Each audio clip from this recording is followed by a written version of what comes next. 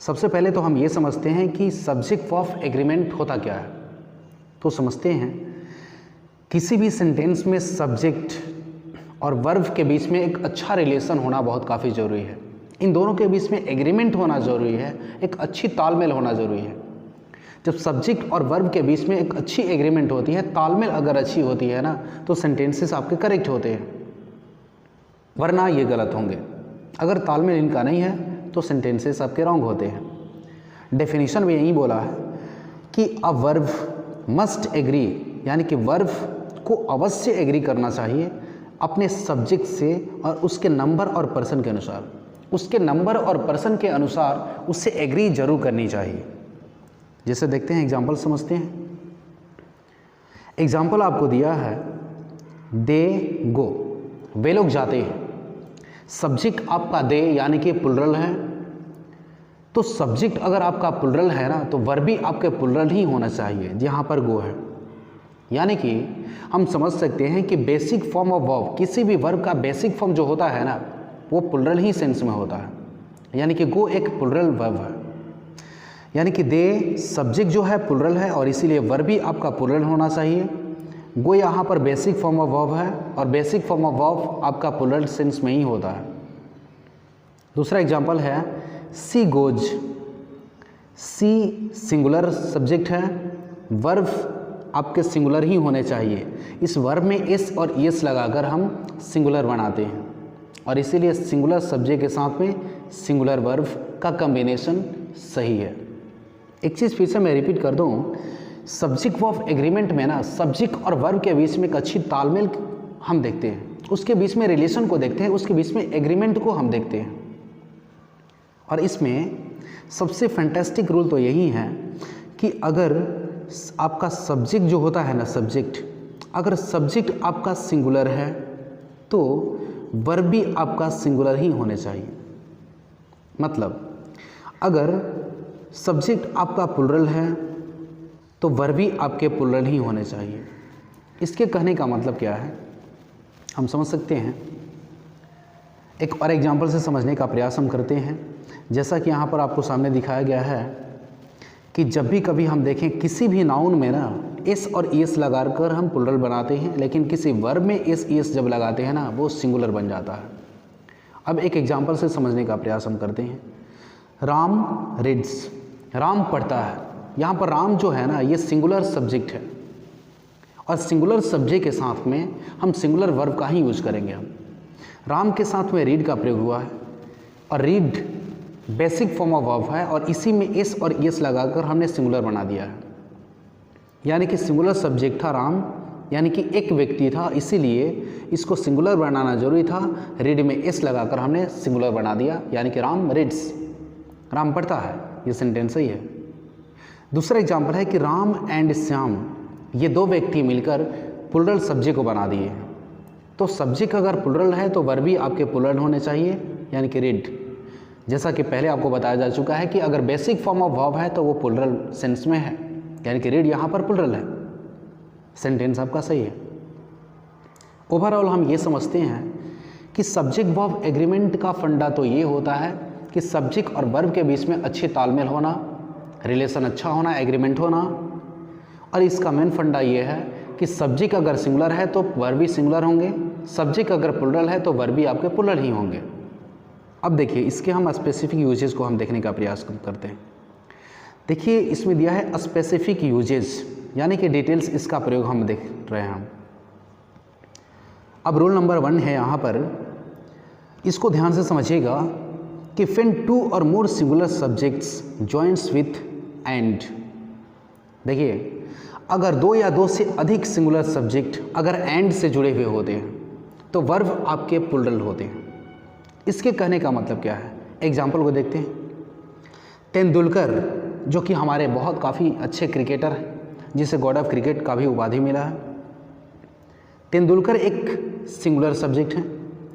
MS Dhoni, ये भी एक सिंगुलर सब्जेक्ट है। अगर ये 2 सिंगुलर सब्जेक्ट अगर ये एंड से जुड़े हैं ना, तो नियम के अकॉर्डिंग अगर 2 सिंगुलर सब्जेक्ट अगर एंड से जुड़े हुए होते हैं तो वर्ब आपके प्लुरल ही होते हैं। यहाँ पर हमने आर का यूज़ किया है। मतलब Tendulkar and Dhoni are great batsman, यहाँ पर मैन होना चाहिए था। मतलब एक और एग्जाम्पल समझते हैं, Vijay and Raman, Vijay singular subject, Raman singular subject, इन दोनों को जोड़ा है एंड। दो सिंगुलर सब्जेक्ट अगर एंड से जुड़े हुए होंगे तो वर्ब प्लुरल होंगे, हैव अ कार, यानी कि Vijay and Raman have a car. मतलब ये सिंपल है, बहुत समझना आसान है कि अगर दो या दो से अधिक कोई सब्जेक्ट, सिंगुलर सब्जेक्ट अगर एंड से जुड़ जाते हैं तो वर्ब आपके प्लुरल ही होते हैं। चलिए अगला रूल क्या है, अब रूल नंबर 2 हम समझते हैं। तो बोला है कि अगर दो सिंगुलर नाउन्स, मतलब if two singular nouns preceded by the, फिर से मैं रिपीट करूँगा, एग्जाम्पल को भी हम लेके चल रहे हैं। अगर दो सिंगुलर नाउन दोनों के पहले द का प्रयोग अगर हुआ है, जैसे पोएट एक नाउन है, सिंगुलर नाउन, क्रिटिक मतलब आलोचक, ये भी एक सिंगुलर नाउन है। ये दो सिंगुलर नाउन और इन दोनों के पहले अगर द का प्रयोग अगर हुआ है तो देखिए दोनों के पहले द का प्रयोग हुआ है यहाँ पर। और यह है कि दो सिंगुलर नाउन अगर दोनों के पहले द का यूज हुआ है और ये दोनों एंड से जुड़े हुए हैं, तो हाँ एंड से भी जुड़े हैं, तो डिनोट्स टू पर्सन्स और थिंग्स, तो दो व्यक्ति या दो वस्तु का बोध कराते हैं। अब इससे दो व्यक्ति का बोध हो रहा है तो वर्ब आपके प्लुरल ही होते हैं। जिसे कहने का मतलब क्या है, पोएट मतलब कवि होता है, इसके पहले भी द है। क्रिटिक मतलब आलोचक, इसके पहले भी द लगा है। और जब दो सिंगुलर नाउन दोनों के पहले द लगा है और दोनों एंड से जुड़े हैं ना, तो इससे दो व्यक्ति का बोध हो रहा है, यानी कि पोएट कवि अलग है और क्रिटिक अलग हैं, आलोचक अलग हैं, इससे दो व्यक्ति हैं। अगर दो व्यक्ति का बोध हुआ है ना तो वर्ब आपका प्लुरल ही होगा, यानी कि आर होगा। The poet and the critic are coming. Critic actually उसे हम कहते हैं, एक्चुअली मॉडर्न एरा में भी समझते होंगे कि बहुत काफ़ी लोग मतलब ट्रेडिशन के बारे में बहुत काफ़ी मजाक उड़ा देते हैं। पहले कुछ समय पहले ये हुआ करता था कि बूढ़े बुजुर्ग जो हमारे सोसाइटी के होते थे, किसी के यहाँ अगर बफेट सिस्टम लगा हुआ होता था ना, यानी कि भोजनालय होती थी ना शादी विवाह में, तो उसमें वे लोग खाने के लिए नहीं जाते थे। वे लोग कहते थे कि नहीं हम नहीं जाएंगे, वो कुकुर भोज है, ऐसा कुछ कमेंट किया करते थे। ये आलोचक के रूप में माने जाते हैं। अच्छा एक और चीज़ बोलते हैं हम कि कुछ दिन पहले भी ना कुछ ऐसे लोग सोसाइटी के हमारे हैं कि कमेंट किया करते थे कि आज बूढ़ा बुजुर्ग भी जीन्स पहन रहा है, तो ये एक आलोचक कहे जाते हैं, क्रिटिक कहे जाते हैं। ठीक है, एक दूसरा एग्जाम्पल हम समझते हैं, the principal and the director. इसको थोड़ा देख रहे हैं, principal and the director are there, यहाँ पर वर्ब आपका प्लुरल है। क्यों है समझते हैं। प्रिंसिपल आपके सिंगुलर नाउन है, डायरेक्टर आपके सिंगुलर नाउन है, इन दोनों के पहले द का प्रयोग हुआ है और दोनों नाउन के पहले अगर द आएगा ना तो इससे दो व्यक्ति का बोध होता है, दोनों एंड से जुड़े हुए हैं और इसीलिए यहाँ पर वर्ब आपका प्लुरल आर हुआ है। लेकिन इसी में एक एक्सेप्शन भी है, एक्सेप्शनल रूल भी है। इसको समझते हैं एक्सेप्शनल रूल कह क्या रहा है। देखिए, लेकिन if first noun only preceded by the denotes single person और थिंग। मतलब क्या है, जब यहाँ पर भी देखिए प्रिंसिपल एक नाउन है, डायरेक्टर एक नाउन है, ये दोनों एंड से जुड़े हुए हैं, लेकिन अंतर क्या है कि दो नाउन है, दोनों नाउन सिंगुलर नाउन एंड से जुड़े हैं, लेकिन सिर्फ एक ही नाउन के पहले द का प्रयोग हुआ है और इसीलिए सिर्फ एक व्यक्ति का प्रयोग मतलब बोध हुआ है। यानी कि जो प्रिंसिपल हैं वही डायरेक्टर भी हैं, यानी कि द प्रिंसिपल एंड डायरेक्टर, यानी कि जो प्रिंसिपल साहब हैं वही डायरेक्टर भी हैं। और दिया गया है इस डिलीवरिंग द स्पीच, वे लोग मतलब वे प्रिंसिपल एंड डायरेक्टर स्पीच दे रहे हैं। यहाँ पर सिंगुलर वर्ब का यूज हुआ है। मतलब जब भी कभी दो सिंगुलर नाउन एंड से जुड़े हों और सिर्फ एक नाउन के पहले द का प्रयोग हुआ है ना, तो उससे एक व्यक्ति का बोध हुआ है और इसीलिए सिंगुलर वर्ब का यूज हम करते हैं। ठीक है, दूसरा एग्जाम्पल समझते हैं, the poet and critic is coming. अच्छा देखिए, poet singular noun, critic singular noun, ये दोनों एंड से जुड़े हैं, लेकिन सिर्फ एक नाउन के पहले द आया है, इसीलिए सिर्फ एक व्यक्ति का बोध हुआ है। यानी कि जो कवि है वही आलोचक भी है, और एक व्यक्ति का बोध हुआ, इसीलिए वर्ब आपका सिंगुलर इज होना चाहिए।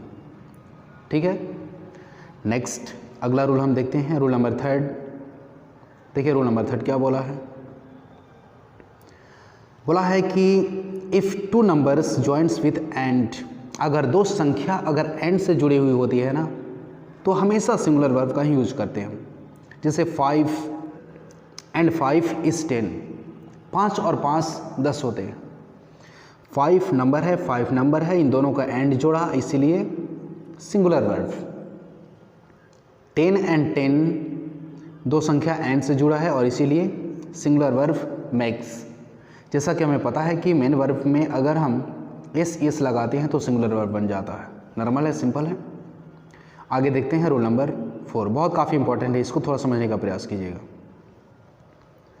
देखिए when singular subject and plural subject joints with either or, neither nor or, one समझिएगा, जब कोई सिंगुलर सब्जेक्ट किसी प्लूरल सब्जेक्ट के साथ जुड़ता है, आइदर और से, नाइदर नॉर से या और से, तो वर्ब हमेशा प्लूरल ही होता है। जैसे either Rajni or her sisters, यानी कि रजनी सिंगुलर सब्जेक्ट है, हर सिस्टर्स प्लूरल सब्जेक्ट है, और ये दोनों सब्जेक्ट आइदर और से जुड़े हैं। जब एक सिंगुलर सब्जेक्ट दूसरा प्लूरल सब्जेक्ट आइदर और से जुड़े हुए होंगे ना, तो वर्ब हमेशा प्लूरल ही होना चाहिए। यानी कि either Rajni or her sisters are going to college, Rajni या तो उसकी बहनें कॉलेज आ रही। और इतना ध्यान रखिएगा, ब्रैकेट में यहाँ पर बोला है, यहाँ पर ध्यान से समझिएगा तो, कि plural subject is put near the verb. जो प्लूरल सब्जेक्ट होता है ना, वर्ब के नज़दीक में हम रखते हैं। तो यहाँ पर हर सिस्टर्स वर्ब के नज़दीक में है। एक और एग्जाम्पल से हम समझते हैं, neither the teacher nor the students were happy, ना ही शिक्षक और ना ही बच्चे खुश थे। मतलब कोई सिचुएशन ऐसा हो सकता है कि ना ही बच्चे ना ही शिक्षक, कोई भी खुश नहीं था। देखिए टीचर यहाँ पर मतलब सिंगुलर सब्जेक्ट हैं, स्टूडेंट्स प्लूरल सब्जेक्ट हैं, ये दोनों जुड़े हैं नाइदर नॉर से, और ये प्लूरल वर्ब का यूज़ लिए हैं, माने वेयर। और जो प्लूरल सब्जेक्ट होता है वर्ब के नज़दीक में होता है। ये तो सही है, करेक्ट है। आगे हम नियम देखते हैं, 5वां रूल। 5वां रूल कह क्या रहा है, इसको ध्यान से समझते हैं हम। देखिए when two singular subjects joints with as well as not only but also either or, neither or या और, देन वर्ब इज सिंगुलर। इसके कहने का मतलब क्या है, थोड़ा ध्यान से समझिएगा, ध्यान समझिएगा कि जब दो सिंगुलर सब्जेक्ट अगर as well as not only but also either or, neither nor से जुड़े हुए हों, जैसे राम एक सिंगुलर मतलब नाउन है, सिंगुलर सब्जेक्ट कहेंगे हम इसे, श्याम एक सिंगुलर सब्जेक्ट कहेंगे। इन दो सिंगुलर सब्जेक्ट को एज वेल एज ने जोड़ा, Ram as well as Shyam, यानी कि राम के साथ साथ श्याम भी इस इंटेलिजेंट, यहाँ पर सिंगुलर वर्ब का यूज हुआ है। कहने का मतलब ये है कि जब दो singular subject as well as से जुड़े होंगे ना, तो वर्ब हमेशा सिंगुलर ही होता है। दूसरे एग्जाम्पल से समझते हैं, आइदर सोनी और Moni, Soni singular subject, Moni singular subject, इन दोनों को आइदर और जोड़ा, और हमेशा ही सिंगुलर वर्ब होना चाहिए, यानी कि हैज़ होना चाहिए। अगला एग्जाम्पल समझते हैं, देखिए neither Ramesh nor Mahesh was there, इसमें भी देख सकते हैं रमेश महेश दोनों सिंगुलर सब्जेक्ट हैं, नाइदर नॉर जोड़ा है, सिंगुलर वर्ब होना चाहिए। Not only Vijay but also Sonu is active, Vijay और सोनू दोनों सिंगुलर सब्जेक्ट, ये दोनों जुड़े हैं नॉट ओनली से और बट ऑल्सो से, और नॉट ओनली और बट ऑल्सो से जुड़े हुए दो सिंगुलर सब्जेक्ट हमेशा ही सिंगुलर वर्ब को लेते हैं, इज, जो कि करेक्ट है। आगे नियम हम देखते हैं रूल नंबर 6 को, अब इसको ध्यान से समझते हैं। देखिए when two plural subjects joints with either or, neither nor or, then verb is plural, यानी कि दिया है यहाँ पर कि जब दो प्लूरल सब्जेक्ट अगर आइदर और नाइदर नॉर से जुड़े हुए हों, फिर से रिपीट करेंगे हम कि जब दो plural subject either or, neither nor या और से जुड़े हुए होंगे तो वर्ब हमेशा प्लूरल ही होंगे। यानी कि neither the boys or nor the girls were satisfied, मतलब बॉयज़ यहाँ पर प्लूरल, जैसे बॉयज़ भी प्लूरल सब्जेक्ट हैं, गर्ल्स भी प्लूरल सब्जेक्ट हैं, ये दोनों plural subjects neither or nor से जुड़े हैं, और जब दो प्लूरल सब्जेक्ट्स और नाइदर नॉर से जुड़े हुए होंगे तो वर्ब हमेशा प्लूरल ही होंगे। जैसे वेयर है, आइदर दे और their friends have done with, हालांकि यहाँ पर इट होना चाहिए था, यानी कि आइदर और से जुड़े हैं और दो प्लूरल सब्जेक्ट हैं और इसीलिए प्लूरल वर्ब हैव का यूज उन्होंने लिया है, जो कि करेक्ट है, सही है। हालांकि वैसे देखिए इस रूल्स को पढ़ने के बाद में ना एक गूगल फॉर्म्स पे एक टेस्ट हो सकता है और उस टेस्ट को ज़रूर आप मतलब ये कीजिएगा, जो टेस्ट आपको कंडक्ट किया जाएगा। रूल नंबर 7 बोला है कि if two subjects of different number and person joins with as well as then verb is used according to first subject. इसका मतलब क्या है, यानी कि अगर दो सब्जेक्ट अगर अलग अलग नंबर और पर्सन के अगर होते हैं और वे एज वेल एज से जुड़े हुए हों तो वर्ब पहले सब्जेक्ट के अनुसार होता है। कहने का मतलब क्या है, he as well as his friends is going there, मतलब ही एक सिंगुलर नाउन है, मतलब सिंगुलर नंबर है, हिज फ्रेंड्स प्लूरल नंबर है। दो अलग अलग नंबर के दो सब्जेक्ट अगर एक साथ हैं और जुड़े हुए हैं एज वेल एज से तो पहले सब्जेक्ट के अनुसार वर्ब होना चाहिए, यानी कि he as well as his friends is going there, actually is इस पहले वाले सब्जेक्ट ही के अनुसार हुआ है।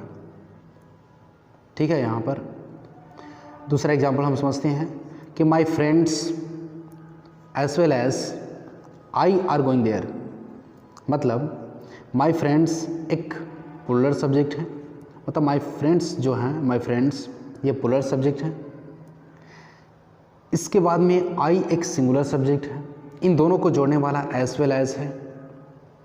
तो जो पहला जो सब्जेक्ट होता है ना, इसके अकॉर्डिंग हम वर्ब का यूज़ करते हैं। माई फ्रेंड्स एक्चुअली प्लूरल में है एंड दैट्स वाई वर्ब यहाँ पर प्लूरल ही होना चाहिए। आगे हम नियम देखते हैं रूल नंबर 8 को, समझते हैं रूल नंबर 8 क्या कह रहा है। Words like many, both, several, some, a few, a large number of always takes plural noun with plural verb. इन many, both, several, some, few जो भी है ना, इनके साथ में नाउन और वर्ब दोनों ही प्लूरल होते हैं। जैसे मैनी गर्ल्स, मैनी के बाद में नाउन भी आपका प्लूरल है तो वर्ब भी आपके प्लूरल ही होंगे। Are there, many girls are there. यह कि both the boys are tall, इस बोथ के बाद में नाउन भी आपका प्लूरल है, वर्ब भी आपके प्लूरल है। Both the boys are toll.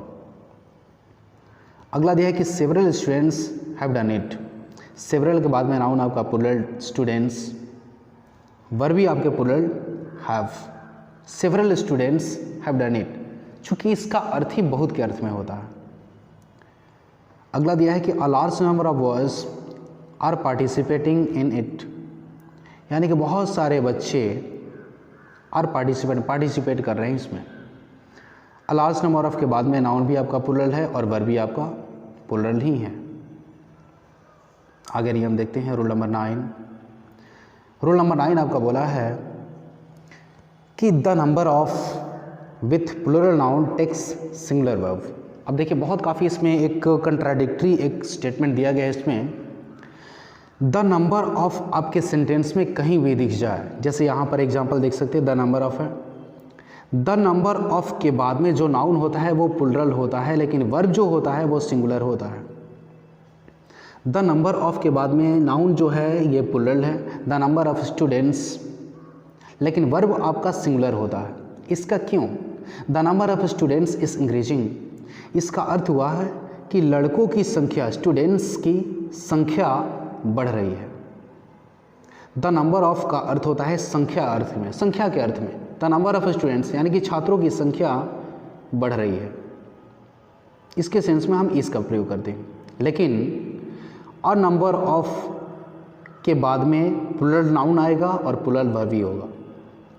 जैसे a number of capitalist are investigating या इन्वेस्टिंग इन क्रिप्टो करेंसी, यानी कि अ नंबर ऑफ का अर्थ होता है बहुत, यानी कि बहुत काफ़ी पूंजीपति लोग इन्वेस्ट कर रहे हैं यानी कि अ नंबर ऑफ का अर्थ बहुत के अर्थ में हुआ, और इसीलिए प्लूरल नाउन के साथ प्लूरल वर्ब भी होना चाहिए। यानी कि बहुत काफ़ी पूंजीपति इन्वेस्ट कर रहे हैं क्रिप्टो करेंसी। समझ सकते हैं आपके स्क्रीन पे जो दिखाई दे रहा है अभी कि everyone, each one, someone, anybody, no one, either, neither, nobody, no takes singular verb. इन सब के साथ में सिंगुलर वर्ब का यूज होता है। जैसे everyone is ready to break through, हर कोई रेडी है, हर कोई तैयार है ब्रेक थ्रू करने के लिए, बहुत काफ़ी उन्नति करने के लिए, हर किसी की चाहत है। समबडी वॉज देयर, मतलब कोई तैयार था। समवन वॉज देयर, कोई वहाँ पर था। अगर दिया है अगला कि nobody is interested in such A talk, मतलब कोई भी इंटरेस्टेड नहीं है इस तरीके के टॉक पे, इस तरीके के बातचीत में। इसके आगे वाले वीडियोस में हम आगे मतलब रूल को हम देखते हैं। और एक चीज़ समझिएगा, इस टॉपिक को पढ़ने के बाद में ना आपका टेस्ट होगा, बीच बीच में टेस्ट जो होगा गूगल फॉर्म्स के रूप में ऑनलाइन होगा, सिर्फ टिक लगाना होगा आपको। उस टेस्ट को ज़रूर आप कीजिएगा अटेंड। रूल नंबर 11 आपका कह रहा है कि words like much, a little, all, some, most, a lot of, if followed by uncountable noun then always takes singular verb. इसका मतलब क्या है थोड़ा समझने का प्रयास हम करते हैं। रूल नंबर 11 में जो दिया है कुछ वर्ड्स जैसे मच है, अ लिटिल है, ऑल है, सम, मोस्ट, अ लॉट ऑफ, अगर इनके बाद में अगर कोई अनकाउंटेबल नाउन अगर आता है, ध्यान समझेंगे, अगर अनकाउंटेबल नाउन अगर आता है तो वर्ब हमेशा सिंगुलर ही होता है। जैसे हम समझते हैं यह कि a little knowledge is a dangerous thing. इसमें जो वर्ड आपका आया है ना वो वर्ड है आपका a little.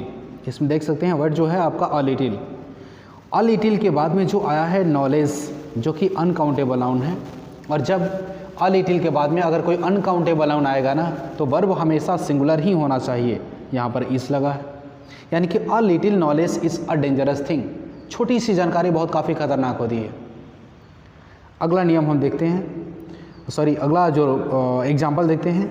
A lot of milk is sold, जो दिया है अ लॉट ऑफ, इसके बाद में अनकाउंटेबल नाउन आपका है मिल्क, और इसीलिए वर्ब आपका सिंगुलर है is. A lot of milk is sold. Next दूसरा हम देखते हैं, दिया कि much courage is required to do it, मतलब मच के बाद में आने वाला जो नाउन है करेज, जिसका अर्थ होता है साहस, हिम्मत। किसी भी काम को करने के लिए साहस यानी कि हिम्मत होने की ज़रूरत है। मच के बाद में अनकाउंटेबल नाउन यानी कि करेज है, एंड दैट्स वाई इसके बाद में आने वाला वर्ब हमेशा सिंगुलर ही होता है। अगला एग्जाम्पल है all the money is spent. इस ऑल के बाद में मनी जो है वो भी अनकाउंटेबल नाउन की तरह है, एंड दैट्स वाई यहाँ पर सिंगुलर वर्ब ही अच्छा है, यानी कि अप्रोप्रिएट है। नियम में कहने का मतलब ये है कि अगर इन वर्ड्स के बाद में अगर कोई अनकाउंटेबल नाउन रहेगा तो वर्ब हमेशा सिंगुलर ही होता है। आगे हम देखते हैं रूल नंबर 12। रूल नंबर 12 की ओर हम देखते हैं। देखिए दिया है कि if singular subject joints with singular और plural subject with, together with, in accompany with, besides, and addition to, no less than, with, and not, then verb is always singular. इसके कहने का मतलब क्या है थोड़ा सा समझते हैं। देखिए रूल नंबर 12 में ये बोल रहा है कि अगर कोई भी सिंगुलर सब्जेक्ट अगर किसी प्लूरल सब्जेक्ट से या सिंगुलर सब्जेक्ट से अगर जुड़े, जैसे हम देख सकते हैं एग्जाम्पल में द पेन आपका सिंगुलर सब्जेक्ट है, इसके बाद में जो द पेंसिल आया है ये भी आपका सिंगुलर सब्जेक्ट है।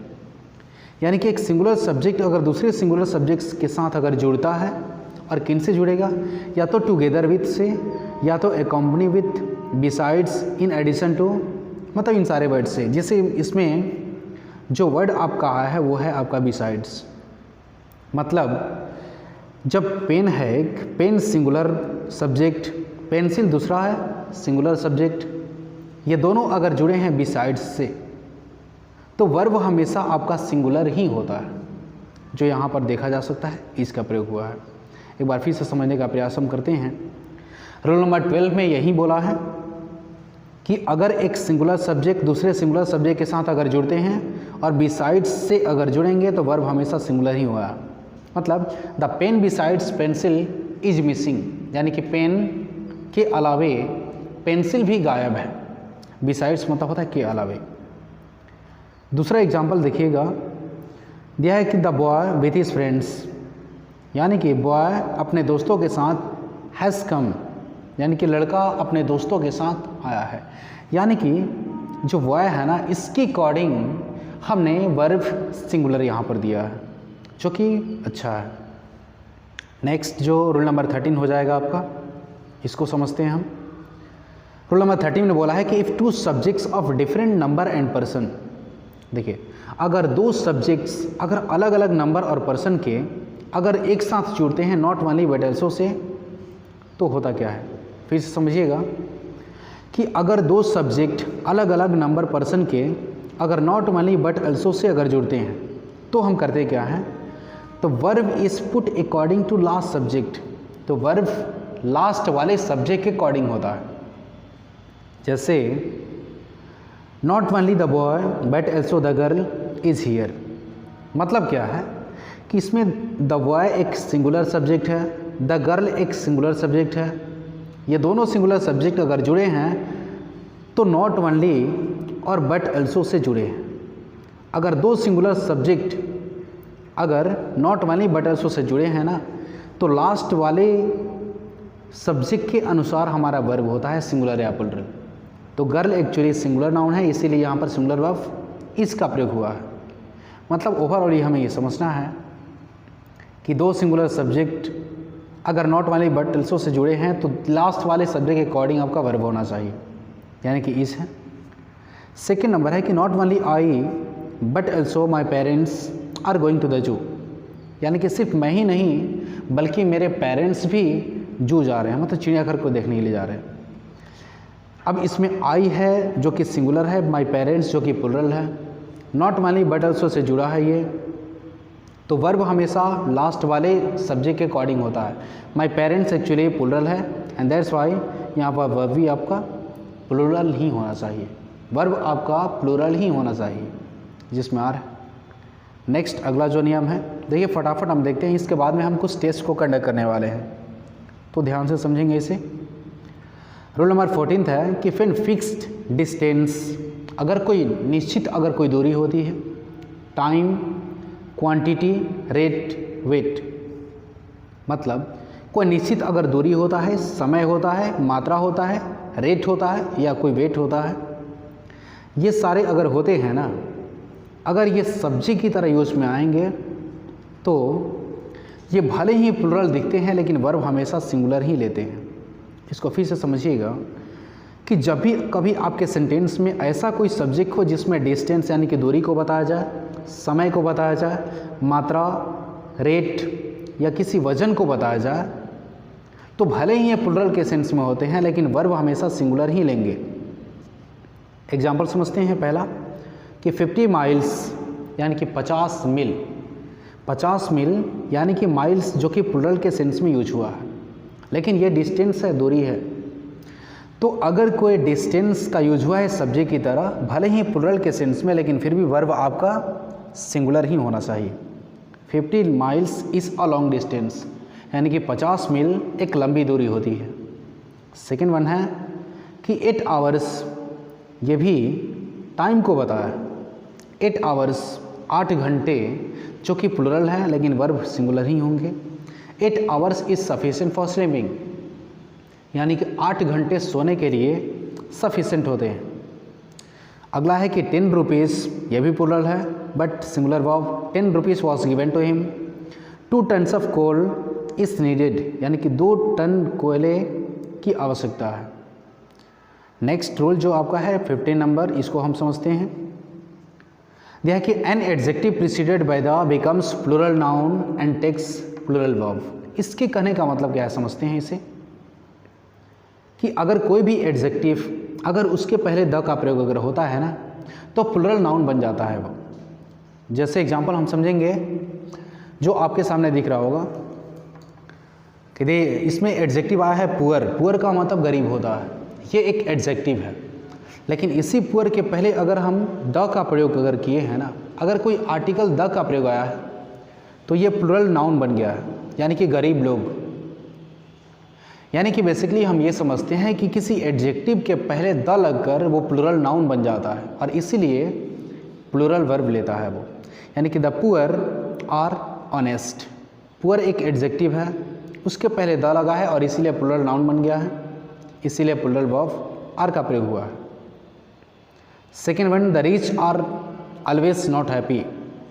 रिच इसमें एडजेक्टिव, उसके पहले द लगा, ये बन गया प्लूरल नाउन यानी कि धनी मनी लोग। इसके बाद में वर्ब हमारा प्लूरल ही होगा are. The blind are helpless, उसी तरीके से ब्लाइंड एडजेक्टिव है, उसके पहले द लगा है, दैट्स वाई वर्ब आपका प्लूरल है। The handicapped way giving easy task. Handicapped लोगों को ईजी टास्क दिया गया, इसमें प्लूरल के सेंस में। नेक्स्ट हम समझते हैं 16,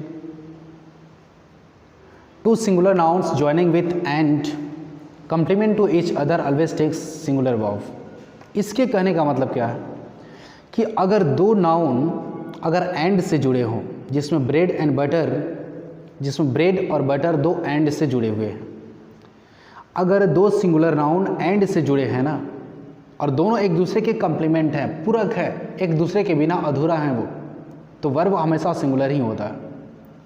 यानी कि bread and butter is a balanced food, एक बैलेंस्ड फूड है, एक संयम रखने वाला भोजन है। राइस एंड करी, यानी कि चावल और करी एक साथ में चलता है, एक दूसरे की कंप्लीमेंट है, एक दूसरे से अलग नहीं है। चावल को हम अकेले नहीं खा सकते हैं, उसके साथ करी की आवश्यकता होती है। यानी कि राइस एंड करी एक दूसरे के कंप्लीमेंट है, एक दूसरे के पूरक हैं, एक दूसरे के बिना अधूरा है, एंड दैट्स वाई वर्ब आपका सिंगुलर होगा, यानी कि इज होगा। यानी कि राइस एंड करी is my favourite food, rice and करी मेरे फेवरेट भोजन है।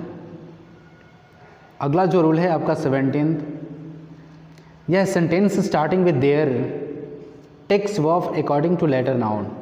मतलब कोई भी सेंटेंस अगर देयर से स्टार्ट होते हैं ना, तो उसके बाद में जो वर्ब आता है वो वर्ब बाद में आने वाला नाउन डिसाइड करता है।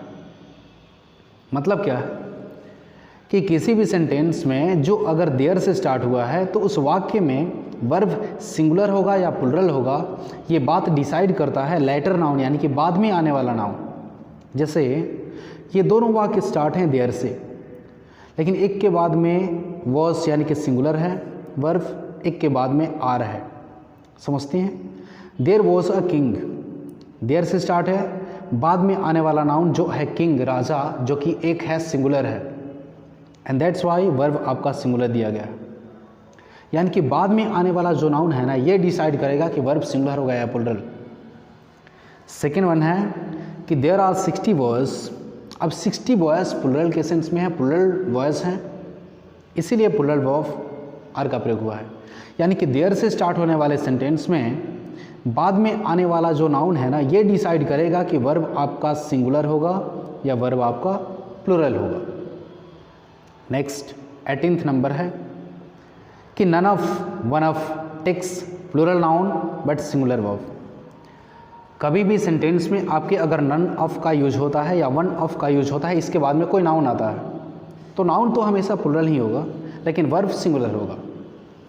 जैसे नन ऑफ द स्टूडेंट्स, समझ सकते हैं? नन ऑफ के बाद में आने वाला जो ये नाउन है प्लूरल है, लेकिन वर्ब जो है सिंगुलर है। यानी कि none of the students was absent today, यानी कि छात्रों में से कोई भी नहीं आज एब्सेंट था, यानी कि छात्रों में से कोई आज एब्सेंट नहीं था। वन ऑफ के बाद में जो नाउन आया है प्लूरल है, लेकिन वर्ब आपका सिंगुलर है। One of the books is missing, किताबों में से एक गायब है। नेक्स्ट जो हम देखते हैं फटाफट, देखिए देर करने की आवश्यकता नहीं है, ज़रूरत नहीं है, फटाफट इसे हम देखें और जल्दी आपके एग्जामिनेशन के लिए इसे पूरा करना है, आपके नॉलेज के लिए। जैसे रूल नंबर 19 जो है, when two subjects when subject is on pattern NP तो verb will be according to first noun. इसके कहने का मतलब क्या है? जब भी आपका सब्जेक्ट किसी पैटर्न पर होता है, पैटर्न क्या होगा? पहले नाउन होगा, दिया है NPN ना, पहले नाउन, तब जाकर प्रीपोजिशन, नाउन, प्रीपोजिशन, नाउन। अगर इस पैटर्न पे अगर होगा ना कभी, तो वर्ब हम पहले आए हुए नाउन के अनुसार हम रखते हैं।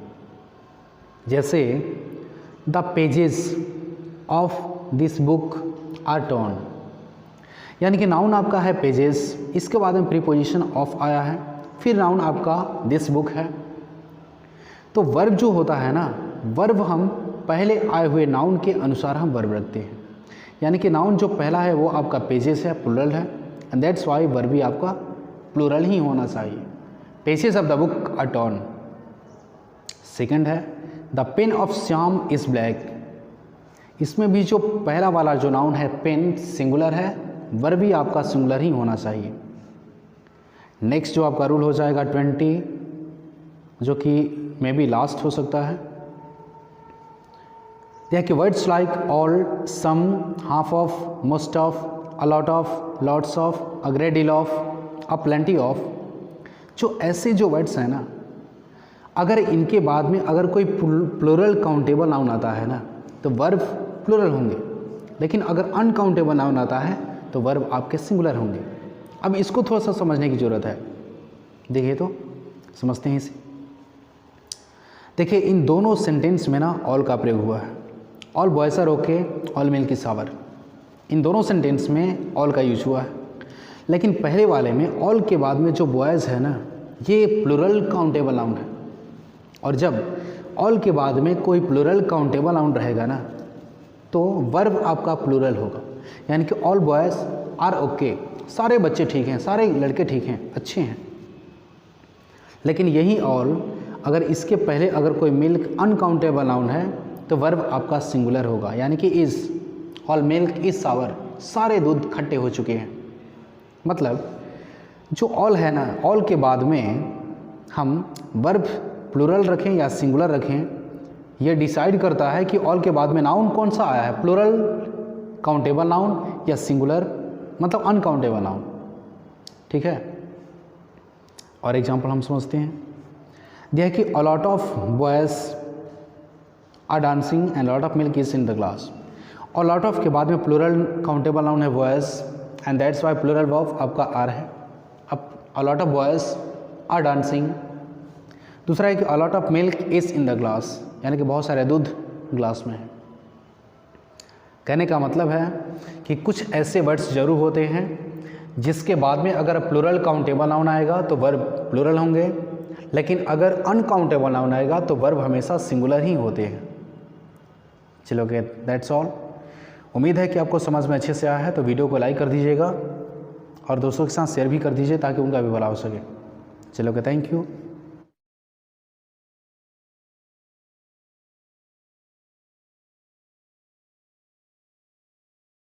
हेलो एवरीवन, आज के इस सेशन में हम पढ़ने वाले हैं सब्जेक्ट ऑफ एग्रीमेंट। ये सब्जेक्ट ऑफ एग्रीमेंट का क्लास नंबर आपका 3rd है, जिसमें हम देखने वाले हैं रूल नंबर 21 से लेकर 40 तक, यानी कि बहुत काफ़ी इंपॉर्टेंट ये रूल रेगुलेशन है। इससे पहले वाले सेशन में हमने ये देखा था कि सब्जेक्ट ऑफ एग्रीमेंट होता क्या है, और इसके बाद में कुछ रूल्स हमने देखे थे करीब करीब 20। तो आगे हम बढ़ते हैं। देखिए 21 नंबर क्वेश्चन आपका कह क्या रहा है, रूल नंबर क्या कर दिया है कि नो, एक वर्ड है निगेटिव वर्ड जो कि है no, no followed by singular countable और uncountable noun takes singular verb. कहने का मतलब क्या है समझिएगा थोड़ा सा। इसमें एक निगेटिव वर्ड आया है जो कि निगेटिव वर्ड आपका ये है नो।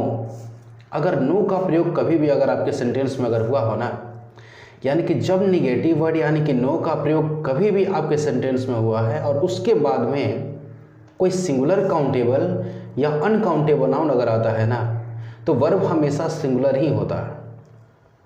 लेकिन वहीं अगर नो के बाद में अगर कोई प्लूरल काउंटेबल नाउन आएगा ना तो वर्ब हमेशा प्लूरल होता है।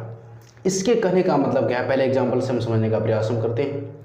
देखिएगा इसमें बेसिकली आप एक चीज़ समझ सकते हैं कि इसमें एक निगेटिव वर्ड यानी कि नो के बारे में बात हो रही है। देखिए अब पहला जो एग्जांपल दिया गया है कि नो पर्सन हैज़ कम सो फार। कहने का मतलब क्या है, इस रूल के अकॉर्डिंग यही बताया गया है कि जब आपके सेंटेंस में कभी भी अगर नो का प्रयोग हो और जस्ट नो के बाद में अगर कोई सिंगुलर सब्जेक्ट आया हो, यानी कि पर्सन जो है ये सिंगुलर सब्जेक्ट है, अगर नो के बाद में अगर कोई सिंगुलर सब्जेक्ट होता है तो वर्ब हमेशा सिंगुलर ही होना चाहिए। कहने का मतलब यही है।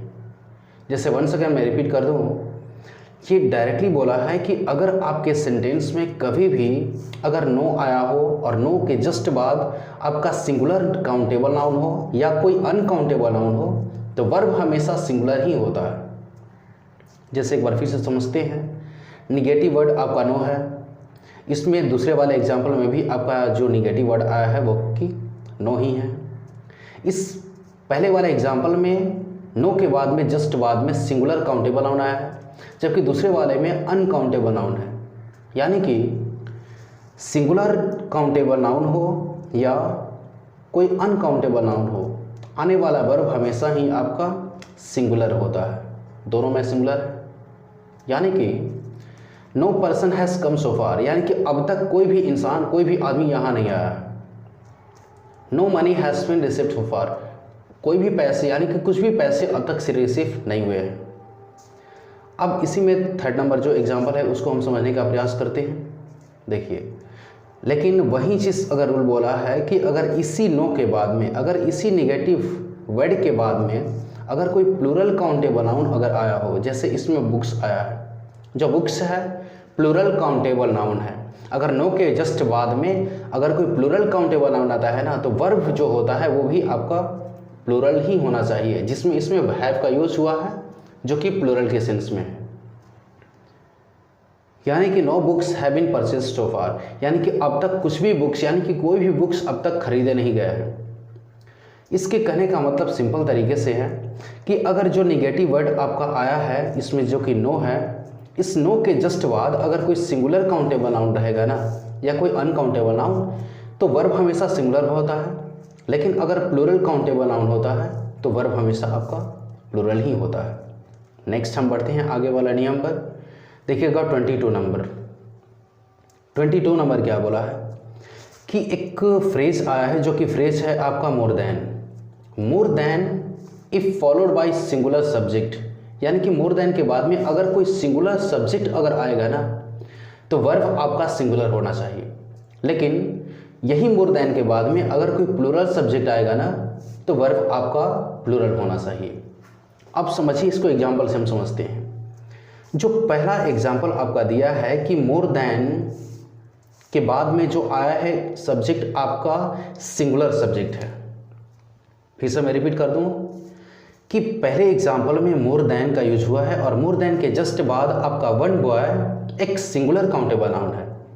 और जब मोर देन के बाद में अगर कोई सिंगुलर नाउन हो यानी कि सिंगुलर सब्जेक्ट होता है ना, तो वर्ब हमेशा सिंगुलर ही होना चाहिए, यानी कि हैज़ सिंगुलर है। यानी कि more than one boy has come today, यानी कि एक से अधिक छात्र आज आया हुआ है। लेकिन इसी तरीके से अगर बात करें दूसरे एग्जाम्पल में, तो दूसरे एग्जाम्पल में आया है मोर देन और मोर देन के जस्ट बाद आपका प्लूरल काउंटेबल नाउन है 100 कैंडिडेट्स, यानी कि more than 100 candidates, more than के जस्ट बाद में आपका प्लूरल काउंटेबल नाउन है और इसीलिए आपका वर्ब भी यहाँ पर प्लूरल हैव का यूज हुआ है। मतलब more than 100 candidates have participated in it, यानी कि 100 से अधिक छात्र कैंडिडेट्स अभ्यर्थी इसमें पार्टिसिपेट किए हुए हैं।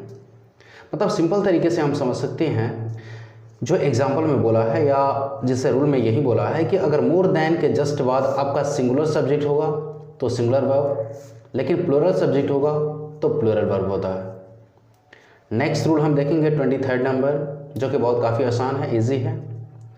देखिए 23 नंबर ये बोला है कि 1 और 2, एक फ्रेज है आपका, इसमें 1 और 2, जब 1 और 2 का यूज आपके सेंटेंस में कभी भी हुआ है ना तो उसके जस्ट बाद आपका नाउन प्लूरल होता है और वर्ब भी आपका प्लूरल ही होता है। एग्जाम्पल से हम समझते हैं। एग्जाम्पल में देखिए यहाँ पर दिया है कि 1 और 2 बॉयज़, देखिए इसको डायरेक्ट दिया है इसमें कि 1 और 2 बॉयज़, देखिए 1 और 2 बॉयज़ आर एब्सेंट, यानी कि जो आपका सेंटेंस है पहला एग्जाम्पल, इसमें यूज हुआ है 1 और 2 का और 1 और 2 के जस्ट बाद में आपका जो नाउन आया है ना बॉयज़ प्लूरल है, यानी कि 1 और 2 के बाद में नाउन आपका प्लूरल होता है और वर्ब भी आपका प्लूरल ही होता है। यानी कि 1 और 2 बॉयज़ आर एब्सेंट, या 1 या 2 छात्र एब्सेंट हैं। दूसरा एग्जाम्पल है, दूसरे एग्जाम्पल में दिया है 1 और 2 और उसके जस्ट बाद में आपका नाउन है बुक्स, जो कि प्लूरल है। 1 और 2 के बाद में प्लूरल नाउन होता है और वर्ब भी आपका प्लूरल ही होता है, यानी कि 1 और 2 बुक्स हैव बीन परचेस्ड, 1 या 2 बुक्स खरीदे गए हैं। ओवरऑल हमें ये समझना है कि 1 और 2 के बाद में आने वाला नाउन और वर्ब दोनों ही प्लूरल होते हैं।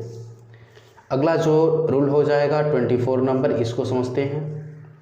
देखिए 24 नंबर क्या बोला कि कंट्रीज नेम, इसको पहले अच्छे से समझने की ज़रूरत है। कंट्रीज नेम, किसी भी देश का नाम अगर रिप्रेजेंटिंग स्पोर्ट्स टीम, अगर किसी भी देश का नाम उससे अगर किसी स्पोर्ट्स टीम का अगर भाव व्यक्त होता हो ना, तो वर्ब हमेशा प्लूरल होता है। इसके कहने का मतलब क्या है, एक बार फिर से समझते हैं कि जब भी किसी देश का नाम, जब भी किसी कंट्री का नाम अगर किसी स्पोर्ट्स टीम की तरह अगर इंडिकेट किया गया हो, यानी कि यूज़ किया गया हो, ऐसा मतलब किसी देश का नाम इस तरीके से यूज किया गया हो सेंटेंस में, जैसे ऐसा लगता हो कि उस देश के नाम से किसी स्पोर्ट्स टीम का भाव व्यक्त होता है, तो वर्ब हमेशा प्लूरल ही होता है। एग्जाम्पल समझते हैं। दिया है कि India have won the test match against Pakistan on Eden Garden, यानी कि इंडिया ने टेस्ट मैच जीत लिया है पाकिस्तान के खिलाफ, जो कि ईडन गार्डन में हुआ था। मतलब इस एग्जाम्पल में देख सकते हैं कि आया है इंडिया। इंडिया एक देश का नाम है, कंट्री नेम है, लेकिन इस इंडिया का यूज हुआ है इस तरीके से, इस इंडिया का ऐसे लग रहा है इंडिया है won the test match, India ने टेस्ट मैच जीत लिया है। इंडिया पूरा देश नहीं जीता है, इंडिया का कोई क्रिकेट टीम है जिसने टेस्ट मैच को जीता है। तो जब किसी देश का नाम अगर टीम की तरह यूज में हुआ हो ना, तो वर्ब आपका हमेशा ही प्लूरल होता है, जिससे यहाँ पर देख सकते हैं कि हैव का यूज हुआ है, यानी कि India have won the test match, have plural है। Next, Pakistan have lost the series. Pakistan किसी देश का नाम है representing as a cricket team, and that's why यहाँ पर प्लूरल वर्ब हैव का यूज हुआ है। नेक्स्ट रूल हम समझते हैं 25 नंबर। 25 नंबर क्या बोला है, इसको समझते हैं थोड़ा सा। ये बोला है कि सेंटेंस हैविंग अदर, मतलब किसी भी सेंटेंस में अगर अदर का यूज हुआ है ना, तो उसके बाद में जस्ट आने वाला नाउन प्लूरल होता है और उस सेंटेंस में प्लूरल वर्ब का भी यूज होता है। लेकिन अगर वहीं आपके सेंटेंस में कभी अनदर का यूज हुआ है ना, तो अनदर के जस्ट बाद सिंगुलर नाउन और सिंगुलर वर्ब का यूज होता है। इसके कहने का मतलब क्या है, थोड़ा सा एग्जाम्पल से हम समझने का प्रयास करते हैं। देखिए एग्जाम्पल में आप देख सकते हैं, इसमें अदर का यूज हुआ है, सेकंड वाले में अनदर का यूज हुआ है। इन दोनों को समझने का प्रयास हम करते हैं। दोनों सेंटेंस स्टार्ट है आपके देयर से, यानी कि देयर के बाद में यहाँ पर आर है और यहाँ पर इज है। कहने का मतलब क्या है कि there are other pens like ours. इसका मतलब क्या है, जो भी सेंटेंस अगर आपके देयर से स्टार्ट होते हैं ना, तो उसमें वर्ब सिंगुलर या प्लूरल होगा, ये डिसाइड अदर और अनदर करता है। यानी कि जब भी सेंटेंस में अगर आपके अदर का यूज हुआ है ना, तो अदर के जस्ट बाद प्लूरल नाउन होगा और उस सेंटेंस में वर्ब भी आपका प्लूरल ही होना चाहिए, यानी कि there are other pens like ours. ठीक है, लेकिन सेकेंड वन बोला है कि there is another pen like ours, यहाँ पर लाइक होना चाहिए था।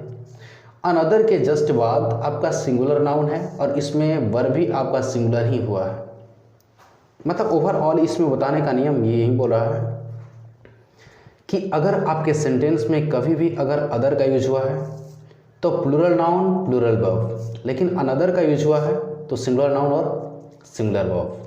ठीक है, नेक्स्ट हम समझते हैं 26 नंबर। 26 नंबर क्या बोला है, इसको समझने का प्रयास थोड़ा सा हम करते हैं।